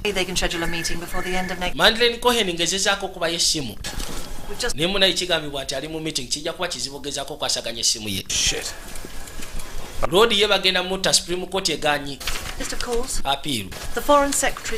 Foreign Secretary ali ku okimanyi nti leero lwakubiri olina ogenda ku kyeggulo kya Caroline Hanley. Nkisaze mukono lindako tokisazaamu mugambe nja kukwate kuba ogendayo tewali buzibu ati kale katwakwate kuba ne tuvaayo. When is Armitage going to deliver, Gordon? Runways, our base. Gwesebo njagala ombulire Gordon. Kiki ekigenda mu maaso? Okimanyi tuwasigadde enaku ntono nnyo. Armitage is in breach of contract. Armitage yeetaaga okugezaako kubanga efuna contracts zaayo. As the pipeline. Pipeline ziri zitya. Now, when we're talking minor local difficulties, we over. And Armitage is in breach of contract. We're having some. Ono bamugamba tuwasigadde ebbanga tono contract yaffe bengegezaako sanawo mu Tizistan. Tizistan. Now, when we're talking minor local. Ono yafunamu obuzibu mu butonotono. Bw'oyogera ku buzibu obutonotono. Kiki otegeeza ku side ya president? Yagamba yagala ku negotiatinga deal ye. His Cayman accounts? Oyo mutumbavu sete tumwadde ku account ekimala. Kept that man in power. Oyo musajja ze yamuteeka mu buyinza. Armitage, when I told that meeting. Bwe na running nga Armitage buli kintu namugamba ng'akola. Yes, he was 7 years ago, Lynn. Anti takyali kaseera ke kamu nga bwe yali myaka 7 egyayita. Bulletproof. Boogera ku president ayitibwa Usman. You are around, Gordon. What is his stand? Due respect, Madam Secretary, I'm CEO now. Madam Secretary n'ekitiibwa kyonna nze CEO wa company ya Armitage kati nkakasa buli kimu kigenda kukolebwako. Runways. Likoleko. You aren't up to the job, then you could forget our past history. Mulimu kuba kuganya ogenda kwerabira ebyafaayo byaffe. Excuse me. Kati nsonyiwa nja kujja ku ntebe gye nakutaddeko eya CEO. Chief Executive Officer wa Hermitage. Kirabika contract zaabwe zigenda kusanawo kyokka ate President Usman yalabika ayagala kuddamu ku renegotiatinga sente ndala. Kiba kibaza amabega. Bajja bamugyeyo. They bury the wrong one in Arlington. Okimanyi nti baaziyiga wana mu kyamu mu Arlington Cemetery. Kubanga baziikayo mutabani wa Nakyala. Unagamba nti gwe baziikayo mu kyamu Nakyala yandibaddeyo. The bomber was also known as Ibrahim Wahid. Mawulire ko gakyafuluma ku lodi ayitibwa Ibrahim Wahid. Gwe bali bamanyi nga Hassan Khan. Related to terrorist activity. Yera ko samanya ga mirundi ebiri. George Blake. Omanyi ko bayita George Blake kono mukesi wa Bungereza. Close. Special agent in charge. The special agent in charge. Counselor External Affairs. Field operations. Which liaises with the consulate in cases of missing UK nationals. Akolaga ne consulate. Kuchikwagana ku Bangereza baba misinze. Phil, I appreciate it. Nandi yagadde mu ababiri musigale nga munyumya. Coffee. Waliwo Nakyala ayitibwa George Blake.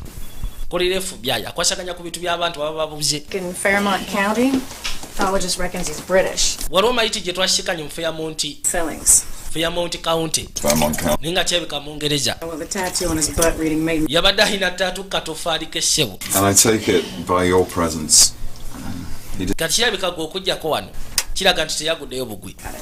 He was shot with a high velocity weapon. Bamukubye ekyasi n'emundu ey'amaanyi fesi ne bagiba bentula. That looks like a second round originally lodged in his. Ninga kyebika already yabadde alina ekyasi ekyokubiri kibadde bamukubye mu mubiri ne kijjibwamu. His face was blown off with a 12 gauge. Fesi bagikubiza 12 gauge. A lot of trouble to make her job difficult. Kati neewunya omuntu ayita mu buzibu ng'obutukalubiriza omulimu. We've also sent DNA to Scotland Yard. Nasindise DNA bageze kugikolako analysis mu Scotland Yard. Last time I saw him made in Britain. Kono soko sindike ne mbana maje.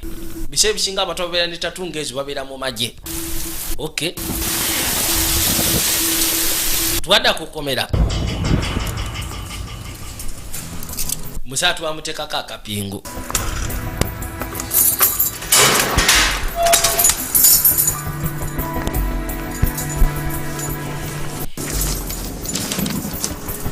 Aba Supreme Court bo basaze watibwe.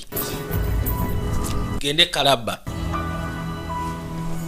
Yafuna n'omudaali ogw'obuvumu mu maje yataasa munne. Ono yamugamba tofayo bagenda gezaako bbi kwali ku inventory. Ati kale. Basaze watiwe. Naye wabayo omukisa gumugoka.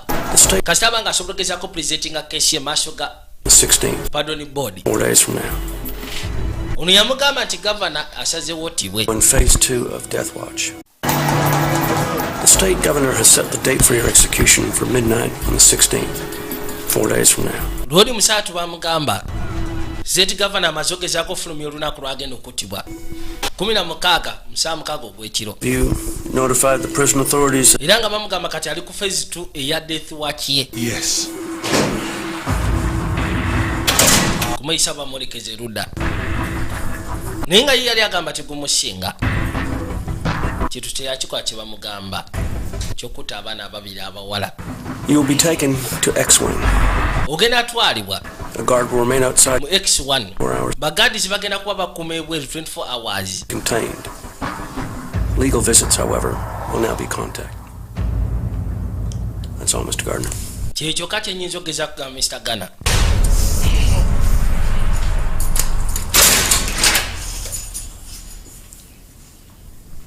Waliwo n'amukwatibwa ennaku.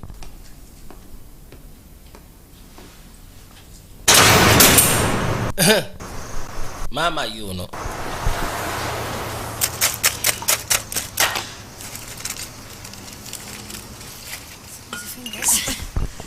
Good health. Muteramu.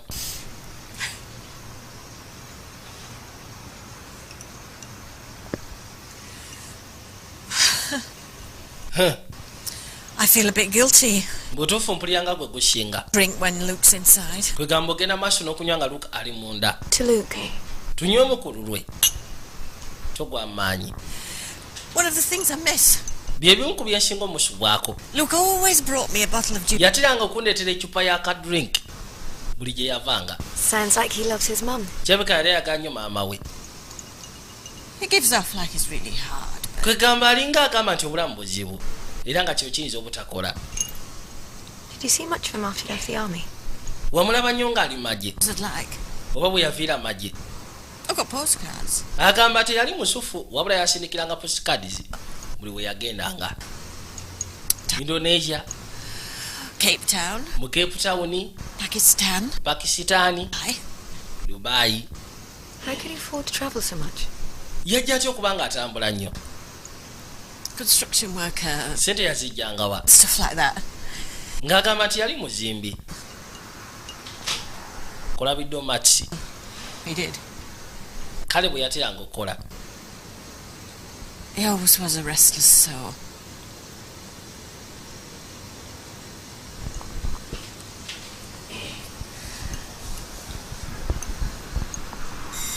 Babyogeddemu kaawo. Kali mukasha kantwadde bali. Jukira Caroline Hanley yali ayinvitinze ono ku Lwokubiri baliemu ekyeggulo bonna. Yamuinvitinga mu kiro ekyasooka ku airport. How you doing? Road yajja. Okay. Kabuuza oli otya kono ndi okay. Something smells great. Talina akimanyi bagenda kubawo bombiriri. Come in. Nga biwunya bulungi kono kwate kuba oyingire munda. Kumbe Gordon gyali. Ono akulembera Miteji gwe baataddeko CEO omupya. Oyagala kawayini. Please. Kuti wali muzimu kasimbe.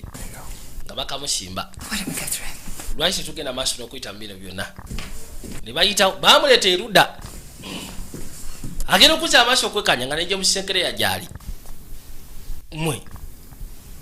It's good to see you, Mark. Kirungi okulaba Mark. Kyabadde kirowoozo kyo.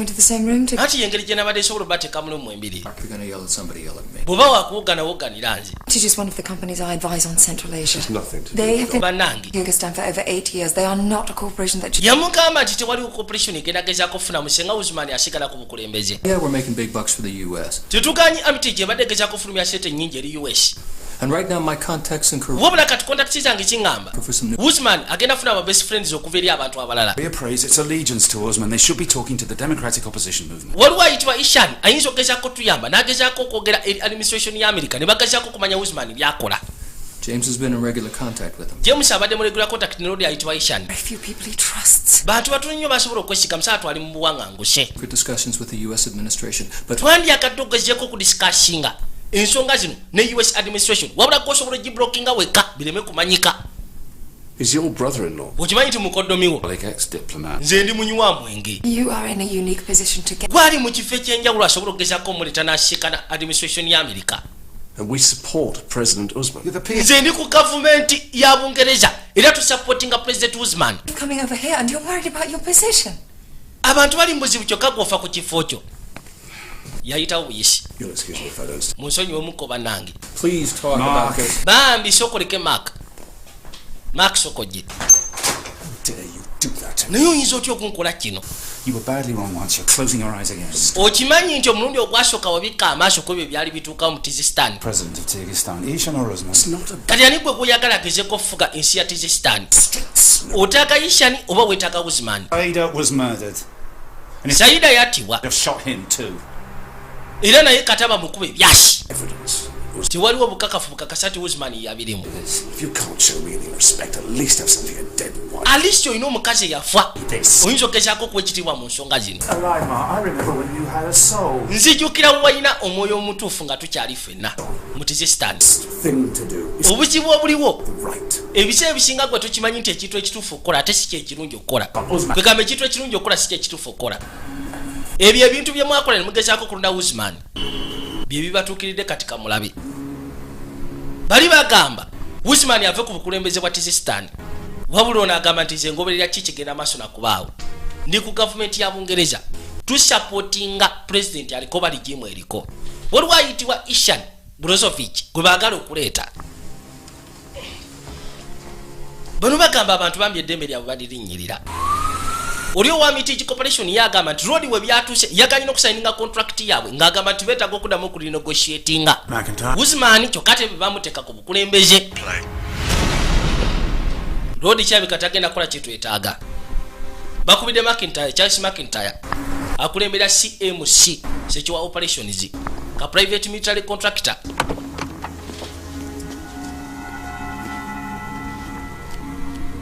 basooka ne batayiza James Sinclair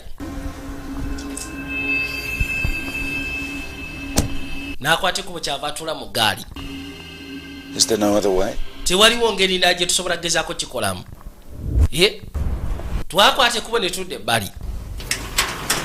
Lwodi bw'ava eyo yajja n'asooka ajjeyo files yekkaanye buli kimu kyonna bwe kyali mu Tizistan. Yagikwata mu biseera biri yali agezaako kuyamba James Sinclair ng'ogasseko ne campaigns ezaali zirwaningibwa. US ng'ogasseko ne UK be baateekamu ssente okakaza nti Lodi ayitibwa Usman yaba akulembera Tizistan. Kyokka ate nga mukyamu Kamala bali bwe bagamba. Yasooka n'atulya amawulire agakuŋŋaanyizibwanga ku ebyo byali byogerwa. Waliwo ne yali ayitibwa Saida ye yali mukazi wa ambasada James Sinclair. Mukazi watu naye yafa mu bintu eby'omuzannyo bw'ebiti. Kuva olwo yaggwamu ddala essuubi ng'ogasseko n'eddembe. Bamugambye baagala baleete Ushan Brozovic. Kwegamba bamuleeta agezeeko okwogera awa amazima agambe administration ya America ku ekyo ekikolebwa Usman basobole okumuggyako. Naye ng'alina kuyita mu ambasada ono. Then alyoka atuuka eri. Kyokka ate tebiina kutuuka wa Usman kubanga ayinza okwekyanga n'atandika okukolagana ne Iran ng'ogasseko ne Pakistan. Who's that? Mark. Ani ono Mark? Mark who? Mark ani? Mark the ambassador. Mark ambassador. Who's that? Ani ono? It's Jane. Nze Jane. Lovely, sir. Jane Lovely Sebo. Section. Nze ali ku by'omusango gwa Lodi ayitibwa Lugadan. Yes, I know you. Nkumanyi. Sorry about the appeal I heard first. Onoonsonyiwa nawuliddeko ekyo ekyatusiwo ekyapiiru eri Supreme Council gye mwabadde mututeyo. Pardons board are meeting Saturday morning. Kigambibwa tugenda gezaako ensonga ogiteeka mu pardon board. The clerks of the Supreme Court. Macha. She may get a call tomorrow. I'm sure Nazreen can handle it. Ndowooza Naziri ekyajja gezaako kikwasaganya. How are Luke and his mother doing? Luke ne maama we bali batya? No. Onoonsonyiwa okuba nga nkirese bwetyo kyakisiruko nedda. Jackie's lost. Jackie ali mu mbeera mbi. She's looking at her only son. Kwegamba atulira mutabani we yekka gw'ayina okuba nga agenda kuttibwa. And he could be dead in a week. Mu wiiki emu agenda kubatiddwa. Every time I see her trying to be brave. Kwegamba buli lwe mulaba nga agezaako okubeera omuvumu. A cup of tea. Omukazi ono ngezaako mu ekikopo kya caayi abe mukakamu. Boogera ku Jackie Gadan. Maama wa Luke Gadan. Kabaka agenda okuteekebwa kalabba. Yes. Okyaliwo nti ye. I know I'm not supposed to get involved, but that's bollocks. Nkimanyi siteekeddwa gezaako kwenyigira mu bintu bino biba bituuse wala wabula ebyo bya kitumbaavu. Anti ye. I hear it's pandemonium at the embassy. Well, nawulidde ebintu ebigenda maaso n'okubaako kwemaseeko ono ye. I'm sure it'll sort itself out soon. Naye ebisinga tujja gezaako birwanisa. So late. Kati okola ki mu yafeesi? Ey'omunnamawulire. Nazreen has the best cable. Anti alina TV ensufu kwendabira amawulire. Oli ayitibwa Naziri Qureshi. Ye Secretary of Press ewa ambassador. Kati Lodi ali mu yafeesi abadde yekkaanya biki ebyakuŋŋaanyizibwa mu Tizistan. Kyava akwata fayiro n'agizingako. No, don't worry. I'm not giving up. Toti asigenda kupowa. And speak to the pardons board. Ngenda kwogera ne pardons board. You can make personal representation. Batugambye tusobola okugezaako okukola personal representation. Kwegamba tusobola okuteekayo ekintu kyonna ne tuyinza okiikayo mu buntu. If you need any help, make sure you call me. Bw'oba olina obuyambi bwonna bwe weetaaga ku nsonga eno nkubira. Anti ye. Good night, Mark. Weeraba Mark. Good night, Jane. Abazungu bo bagenda wala. Ne waba muntu omu basobola okugezaako omulwanirira. Wane wamwe bakwata kumye China. Wabula teri yalinnya nayo. Agenda okuzza amaaso kwe kwekkaanya. Waliwo amawulire agafulumye. Agenda okuzza amaaso kwekkaanya nga gafulumye waabwe mu Bungereza. Baali bagamba akakadde kalambirira kakutte kuba katandise ogezaako makinga ngo gasseko n'okwekalakaasa. personally on behalf. Kukubo lya Bungereza oba makubo ga Bungereza. Square had been Kweche kyatu kyewe waabwe mu America. moved in to lift protesters out of the road. Bantu baabwe abamu batandise n'okuttibwa. Bali beekalakasiza.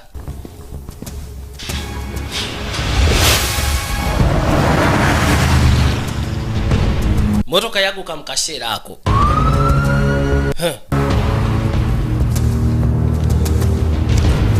Rodi yatandika okuyisa amaaso mu fayiro. Tanaba kumanya kiki.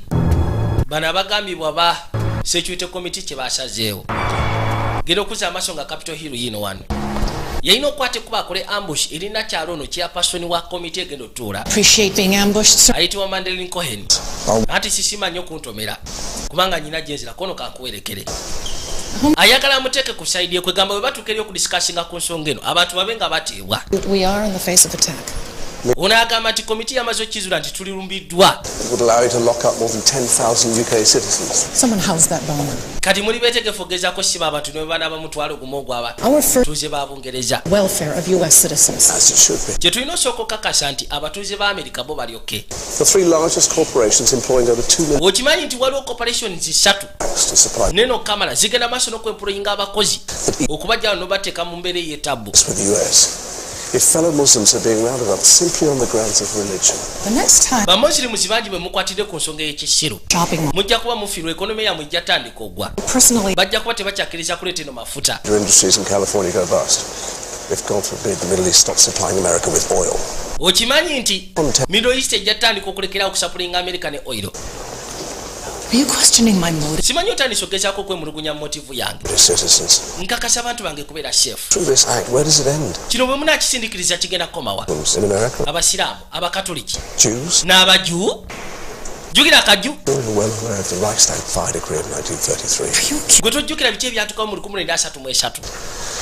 Otandise okunvunaana. Reminding ourselves Nkujjukiza saagala twejjukize ku ebyo byatukawo mu biseera bikadde. unimaginable consequences. Nze ngamba nti wajja kuwaawo obuzibu bwe tutasobola kuteebereza. Didn't hold you in the heart. Bwe tunaaba ensonga zino tutandise zikwatirira ku ggwanga oba na ddiini.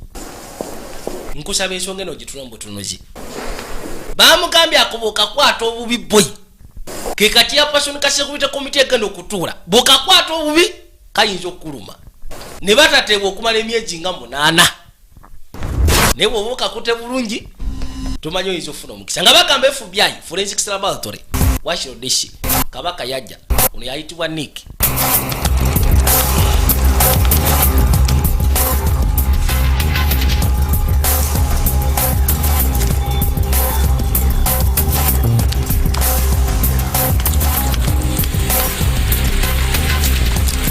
Yajja agezeeko okwekkaanya ebintu bya Hassan Khan oba aka Ibrahim Wahidi.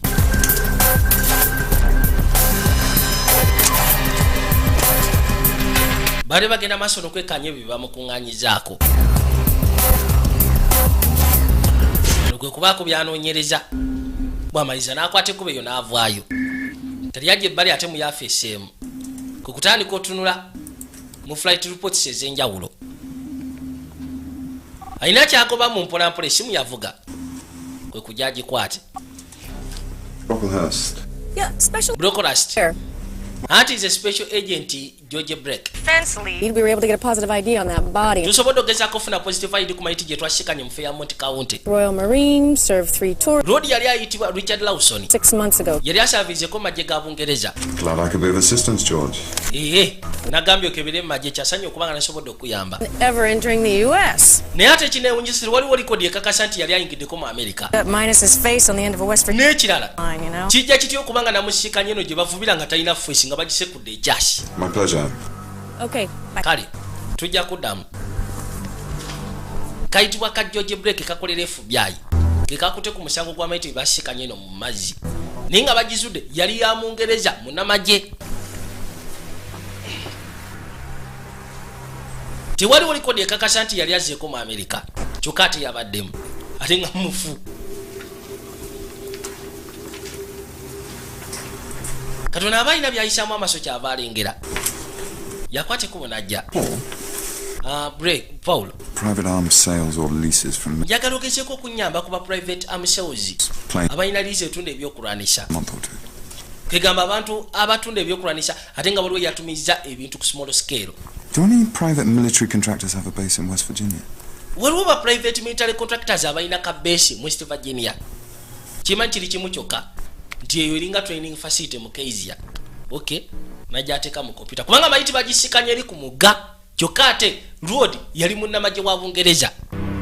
Kali yakimanya alebika yali machinery ngali mu military kwegamba ka private military akamu bamugambye nti waliyo ka field banamagye gye babatendekera naye nga si magye gansi wabula private military contractors bano nasooka atula mu fayiro mazima gali nti kaaliyo.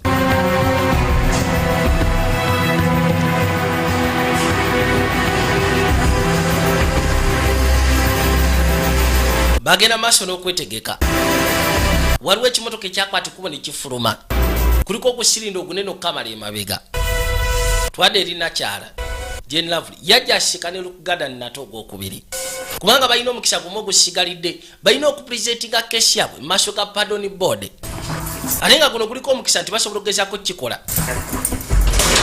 physically kugabana yo presentingayo personally. Supreme Court yo yakigobye ne bagamba agende Kalaba ne governor namuwerawo olunaku nga 16 ku saa 6 ogw'ekiro agenda kubatibwa gwe kye kyakutuusyeko ate. If you're being ill-treated. Bwe baba bakuyisa bubi sobola okuŋŋamba judde ebisago. We've managed to get the pardon board to allow personal representation. Tusobodde ofuna pardon board katugenda gezaako okukola personal representation. You have the opportunity to plead your case, Luke. Wano ofuna omukisa ogezaako okwogera omusango gwo. To save your life. Kino kisobola ogezaako taasa obulamu bwo. Tanyega. I'm getting really fed up with this moody. Naye bino otandise ogezaako bikoowa. You're getting off and all the attention. Olabika kino ekintu ogenda nakyo n'okigendererwa. You've decided you're going to die with a needle in your arm and an... Osazeewo ogenda kufa bufi bw'otyo. N'empiso mu mukono. The street struggling with the rest of us. Nandiyakadde nkuze kuba at least obonebone naffe. Tell her my mum. Well, mbulira ku maama wange. Thank you, Mum. Maama wo mwagala siganye. Mukazi mulungi bambi kubanga afaayo. You do. Kati gwe kikole. What? Eki? You talk for... Gwoba presenting a case yange maaso ga pardon board. Ate gwe. But I give off the best impression. Tolaba nti nkuwa best impression nze sina gyendaga. You better, Sam. Ate bano ba Sam Livingstone. Abo syagala. Njagala gwe obwekikola balimba busabusa. Kubanga lishiko kalazo mutima. Nguvudde ne kubali abefula ati bafaayo. Akagambe gwe obwekikola. Gendo presenting a case yange maaso ga pardon board. Kakati no twadde eruda waliwo ebigenda maaso n'okukosibwa.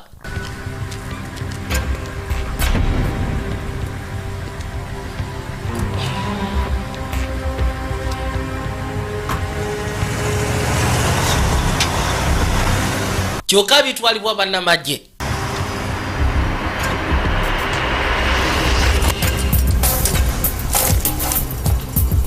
Kabaka bw'amala ogezaako otegera information gye bamuwadde yajje bali n'asooka afuna passport n'abaako nekyazingako ekimu. Bino byafuluma waliwo ate byafunye ebirala bikolagana ku Hassan Khan Ibrahim Wahidi n'asooka bisayisamu amasawo mangu kenaakwate kuba alumba omunene gyali. Right, we're inside the Telegraph today. Sorry to interrupt. Munasonyi oba yingirya bana nyina gyendaga kasooke malize ensonga eno. Lwese kuyitala avuddewo. Last night, I had sight of the bomber's house. Ekiro kyajjo nasindisa ebintu byono mu mutezi wa kojja. You want?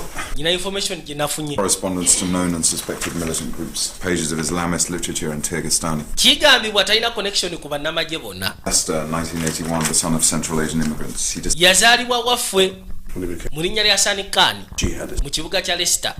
When he re-emerges, he's using both identities. As Khan, he's a freelance. Bwe yakwata ekkubo okuva ewaffe ng'amaze okubula okumala emyaka nga 8 abadde akozesa amannya gombiriri. Hassan Khan ng'ogasseko ne Ibrahim Wahidi. Kati Hassan Khan yali kozesanga ng'atunda antiques mu Europe wonna. think you want to hear this. You know what gano Can never really detain. McMinister aganyi ensonga y'okwata abantu. Any moment now. Kati abasecurity committee bo bagenda kukola kibabasazeewo kikono simanyi. McMinister akulanga Anthony General yensonga yabadde agiganyi ey'okwata abantu. Kati abuuziza aba committee bo basazeewo kikono simanyi bafuluma bufulumi kuva eri mu kakiiko. Nakyala yajja Mandrine Cohen.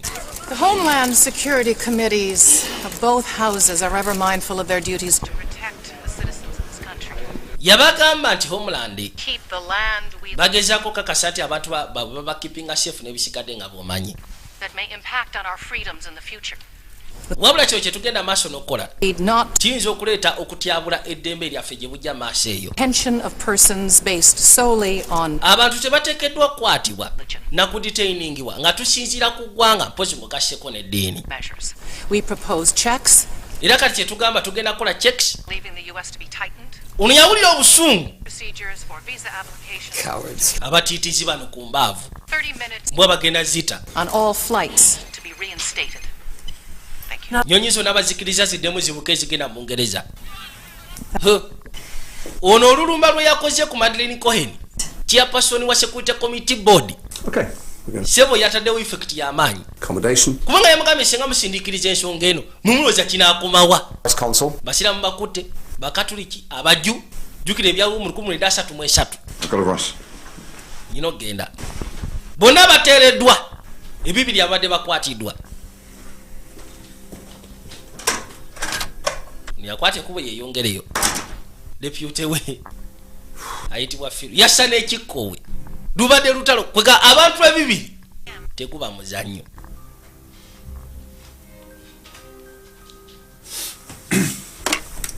Bamugamba PM amwetaaga Prime Minister. Hello? Wabula amasimu ge gagenda maaso n'okulikodingibwa. Ono Paulo yajja Niki yamugambye njagala ogezeko okufuna aka private arms akalina lease. Ofunye n'abo abagezezaako otutumya ku small scale purchase.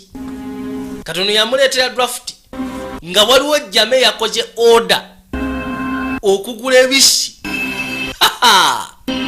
Muli landmines aba 40 yatumiza n'ennyonyi 737 kyokka tewalimula okujjako wa CMC Secure Operations eyo private military contractor ekulembera road ayitibwa McIntyre Charles McIntyre.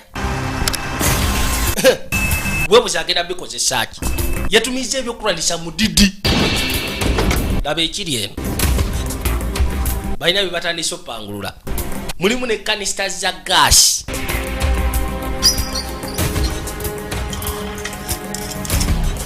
Ne bakonectinga bulungi.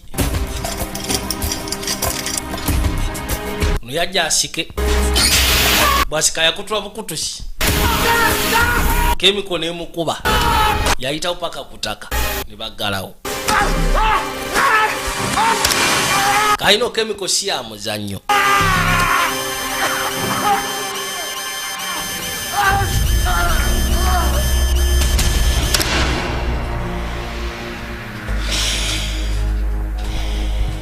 Kemiko si ya muzannyo.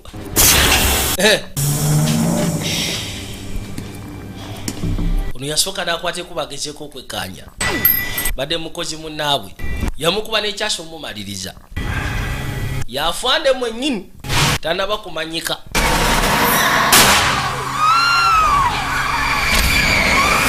Kyabika ate si gwe gusoose.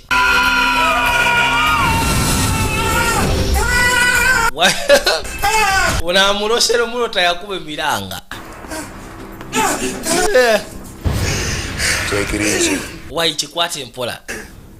Just breathe. Njagalo se. Hey. Gezaako okusabu kimi kijja kubuke. You're good now, Luke. Kati oli bulungi Rock. You're good. Oli bulungi saagala oddemu kutiitiira. Muzaatu aweddemu amaanyi. Nange yatandika ogakaaba. Kirooto ekize tekibadde kirungi ku saidi ye. Twadde eri kannakyala kagenda akawadde obuyinza ke kaba ka presentinga keesi emaaso ga pardon board. happy. bali basabula Vincent abayisiga ababusabusa. Get in the bed. Sure. Yajja afunako okunyako okubiri. There you go. Matthew Wise yajja. I've been rereading Luke's file. What did he do after he left the army? Mbadde ngezaako okusoma fayiro naye nga simanyi kiki yakola oluvannyuma lw'okuva mu magye. Vague. According to Luke, he was traveling mostly. Yali atambula nnyo. For a bar fight in Bangkok, and mu Bangkok mbu yakubako omuntu eŋŋuumi mu bbaala. Oli akuuma kyava ajja. Venom. Can I get you a beer? Nkufuniye kabbiya. Munange sinywa mwenge. I want to say a few words on Luke's behalf. Nandiyagadde okwogera ebigambo ebitono ku behalf ya Luke. The guy who's mu maaso ga Patton board. I'm the guy who prays with him. Gwogenda omuwerekera okufa kono nsaba naye buli lunaku. Wamba weebale. Gardner didn't kill those two girls. Kati okakasa otya ate teyabatta ababiri. I Nze omutemu omumanyi bwe mulaba. Onoosonyiwa ogezaako okwemulugunya species. You condemn every. Obukugu bwo mu kino. You ain't gonna have many left out here. Naye nga tukimanyi nti mukambwe. Kuno bw'oba waakusiba buli musajja olw'okubanga alina obuzibu era nga mukambwe. Eggwanga lyonna oba ogenda ddisiba. Ono omusajja si wa tabbu. Agambye nti yasobola okulaba omutemu aba amulabye. Naye nga kirabika Lodi si mutemu. Wait. Wamasooka olinde. Matthew's another side. Matthew Yes, does he can be a bit of a tali bulungi. Bise ebisinga amanyi okuba omutumbaavu. It's fan club, eh? Have you stood up before the pardons? Wali otuddeko mu maaso ga Patton board? Nedda. How many years have you been? Banze banga kimukomera. Myaka 21 nga asaavinga mukomera. Lwaki olonze Luke okugezaako okubeera ku sayidi ye? Two ways on death row. Manyi kirimu engeri bbiri omuntu ogenda ku death row. You serve them their food, you pick up. Bwe bukeera ku makya n'omwetikko okumugyayo omutwalo muwe emmere n'ogenda okima kaceeke k'ekibeero ke. Wabula eky'okumuta. But they're fear in my pores. I'm not gonna let them be defeated in death like they were in life. And Luke's troubled. That's why you take care of him. Luke alina obuzibu kyekyo lwaki oyagala omulabirira. See it for myself, Vernon. Kubanga nange nkirabirako nze kennyini tali mu mbeera. That man carries a terrible shame. Oyo omusajja aliko oba mizimu oba kiki. Mbw ali haunted. For the soul. Omusajja yeetika obuswavu obw'entabbo kamala. Nze mulaba amanyi n'okuwawamuka mu kiro. Ekimwawamula si baana be yatta wabula waliwo ekirala ekimwawamula. Ate nga kirabika si kirungi.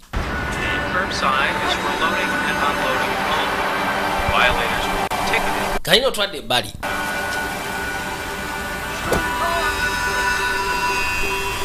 Niki yakwata ekkubo n'asembera. Kati asoose n'addako ebungereza.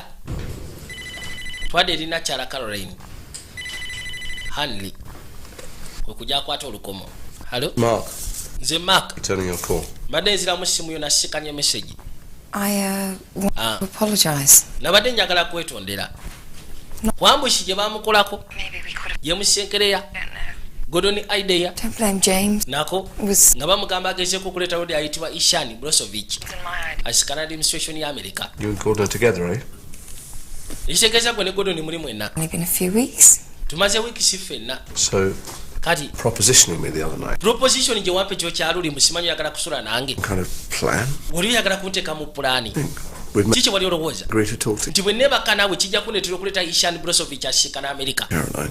Caroline. How noble the cause. I didn't plan it. Ekyo saakibaala bwe ntyo. Needed something uncomplicated. Mu kaseera ko nali neetaaga ekintu ekitali mu buzibu. It's just you don't get involved.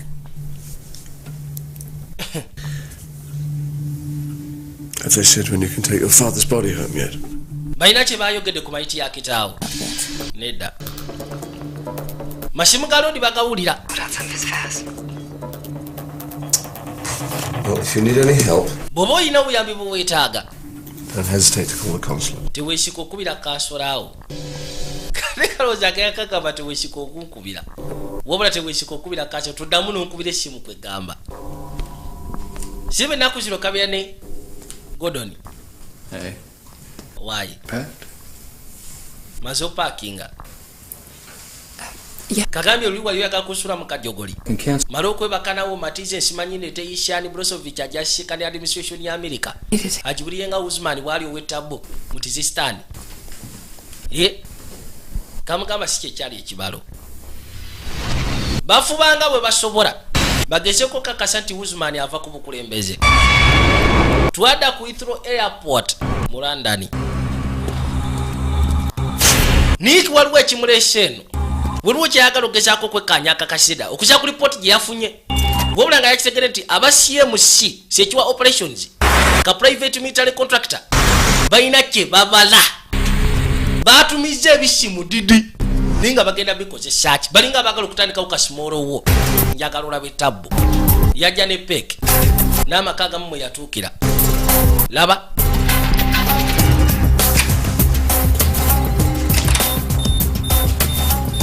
yagulawo paka munda juira mu ntandikwa mu kitundu ekyasooka Anthony Hanley taata wa Caroline Hanley yamukwasa briefcase mwali mu schematics za device emu gye tutandaba kutegeera kyokanga lwodi bamugamba n'omugamba nti beetaaga kwegamba switch ziringa detonators nga 10 Katonda alina kyaze okwekaanya.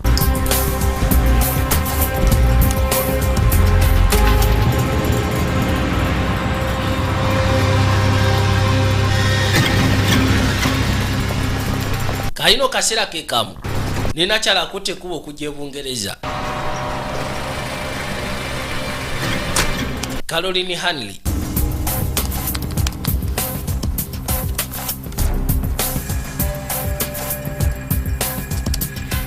yatandika okwekkaanya ku computer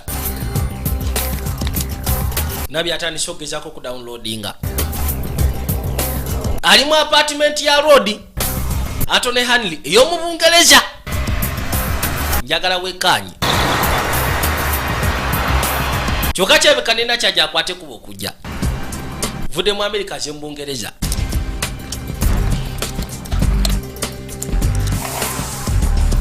kyava gulawo anoonya kyonna ekiyinza okugezaako okubeera ekyomugaso kwegamba badde ne believe nti Hanley yali connected ku nsonga zino.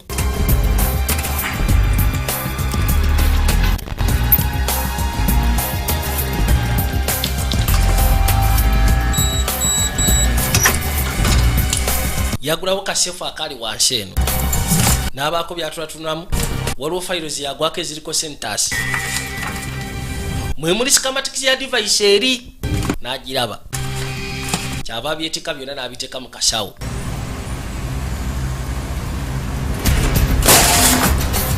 kati bino yalina okusuula kirage nti omuntu eyayingiddewo yabadde munyaguluzi buzaabuza bino n'ayiwa nazaamu koodi n'akwata akasawo ke bulungi nnyo kwekwate kubo yeeyongereyo alamu yeeteekako nakyalagenda okwate kubo okujja ku luggi lwabwe lwali luggule iye kyava akwate kuba ayingire munda yeekaanye kimanyi bw'atabawo kitawe yatera okubaawo kyokka ate kitawe mufu genda okuzza amaaso nga poliisi yatuuse dda bagenda amaaso n'okwekaanya byamugwako bugwi omunene amaze okufuna kyonna kiyeetaaga Nick oba Nicholas Brocolast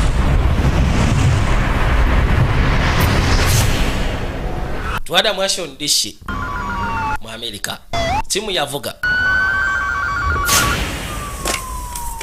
ono yayitibwa Charles McIntyre yakulembera CMC operations. Thanks.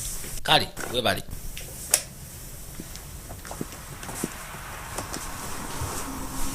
akasajja ke kajja kati bw'amaliriza okufuna byonna byafunye naye n'akuba essimu nabe yakubira essimu bano bamashinaries be bali mu kampuni ye ono yabagamba nti batuwadde go ahead kati mugende mukikoleko kyonna kye babala mukama yamanyi buli omu njagala linye kabashi kati obudde nga bukyali titwagala tukerewe mwanguwe buli kimu kyonna mukikwashaganyize mu budde bwangu ddala bwe batyo ne balinya kabashi bano ba machinery wabula company eri registered era nga emirimu gyekola recognized ne government ya America wabula bandi banga balina ekyache babala kabaka yuna akomyewo esimu yavuga No, I've drawn a blank on that. obizude kono sinabagezako bizula To worry about. n'atuukira wano kati kyava akwata fayiro device yino n'asooka atunira olupapula luno bali abasajja batumiza buli kisi ekyetabo kamala aba CMC sekiwa operations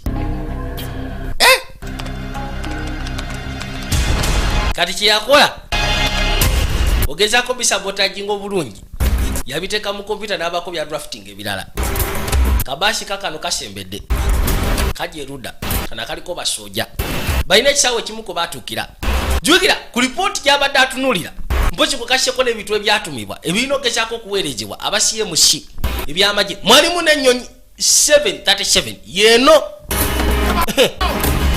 mwangu tugende lengera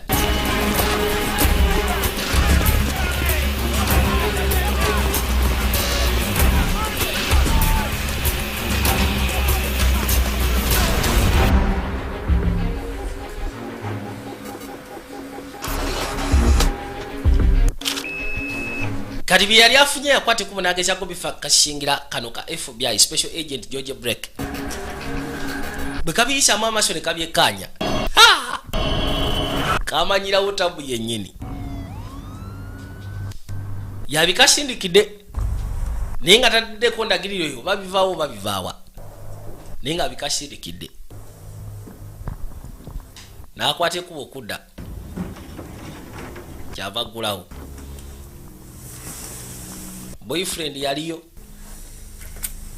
kano ka Christopher Styles kanda secretary kabira kulisegererwa secretary of defense wa America lini wana Shut up. Wesirika Kiss. ompeka kiss baby ayaya boy we nkushikana kuba akabazi mukaseka katwadde bali ke airfield akamu bano batanisogezako kutika kanisters ziri mu gasheri yoneta nabageza kumanyika ninga yatabo kamala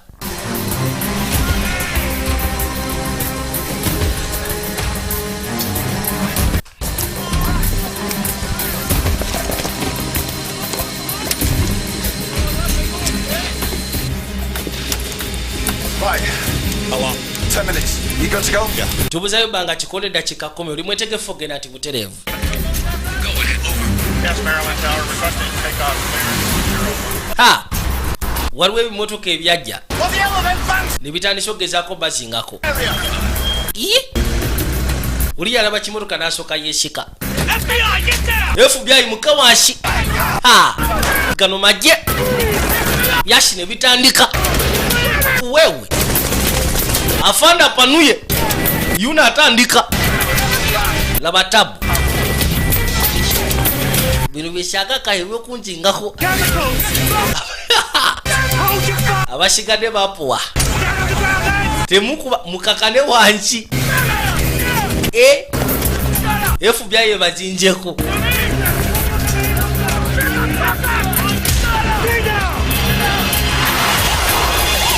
Afwanda batandika.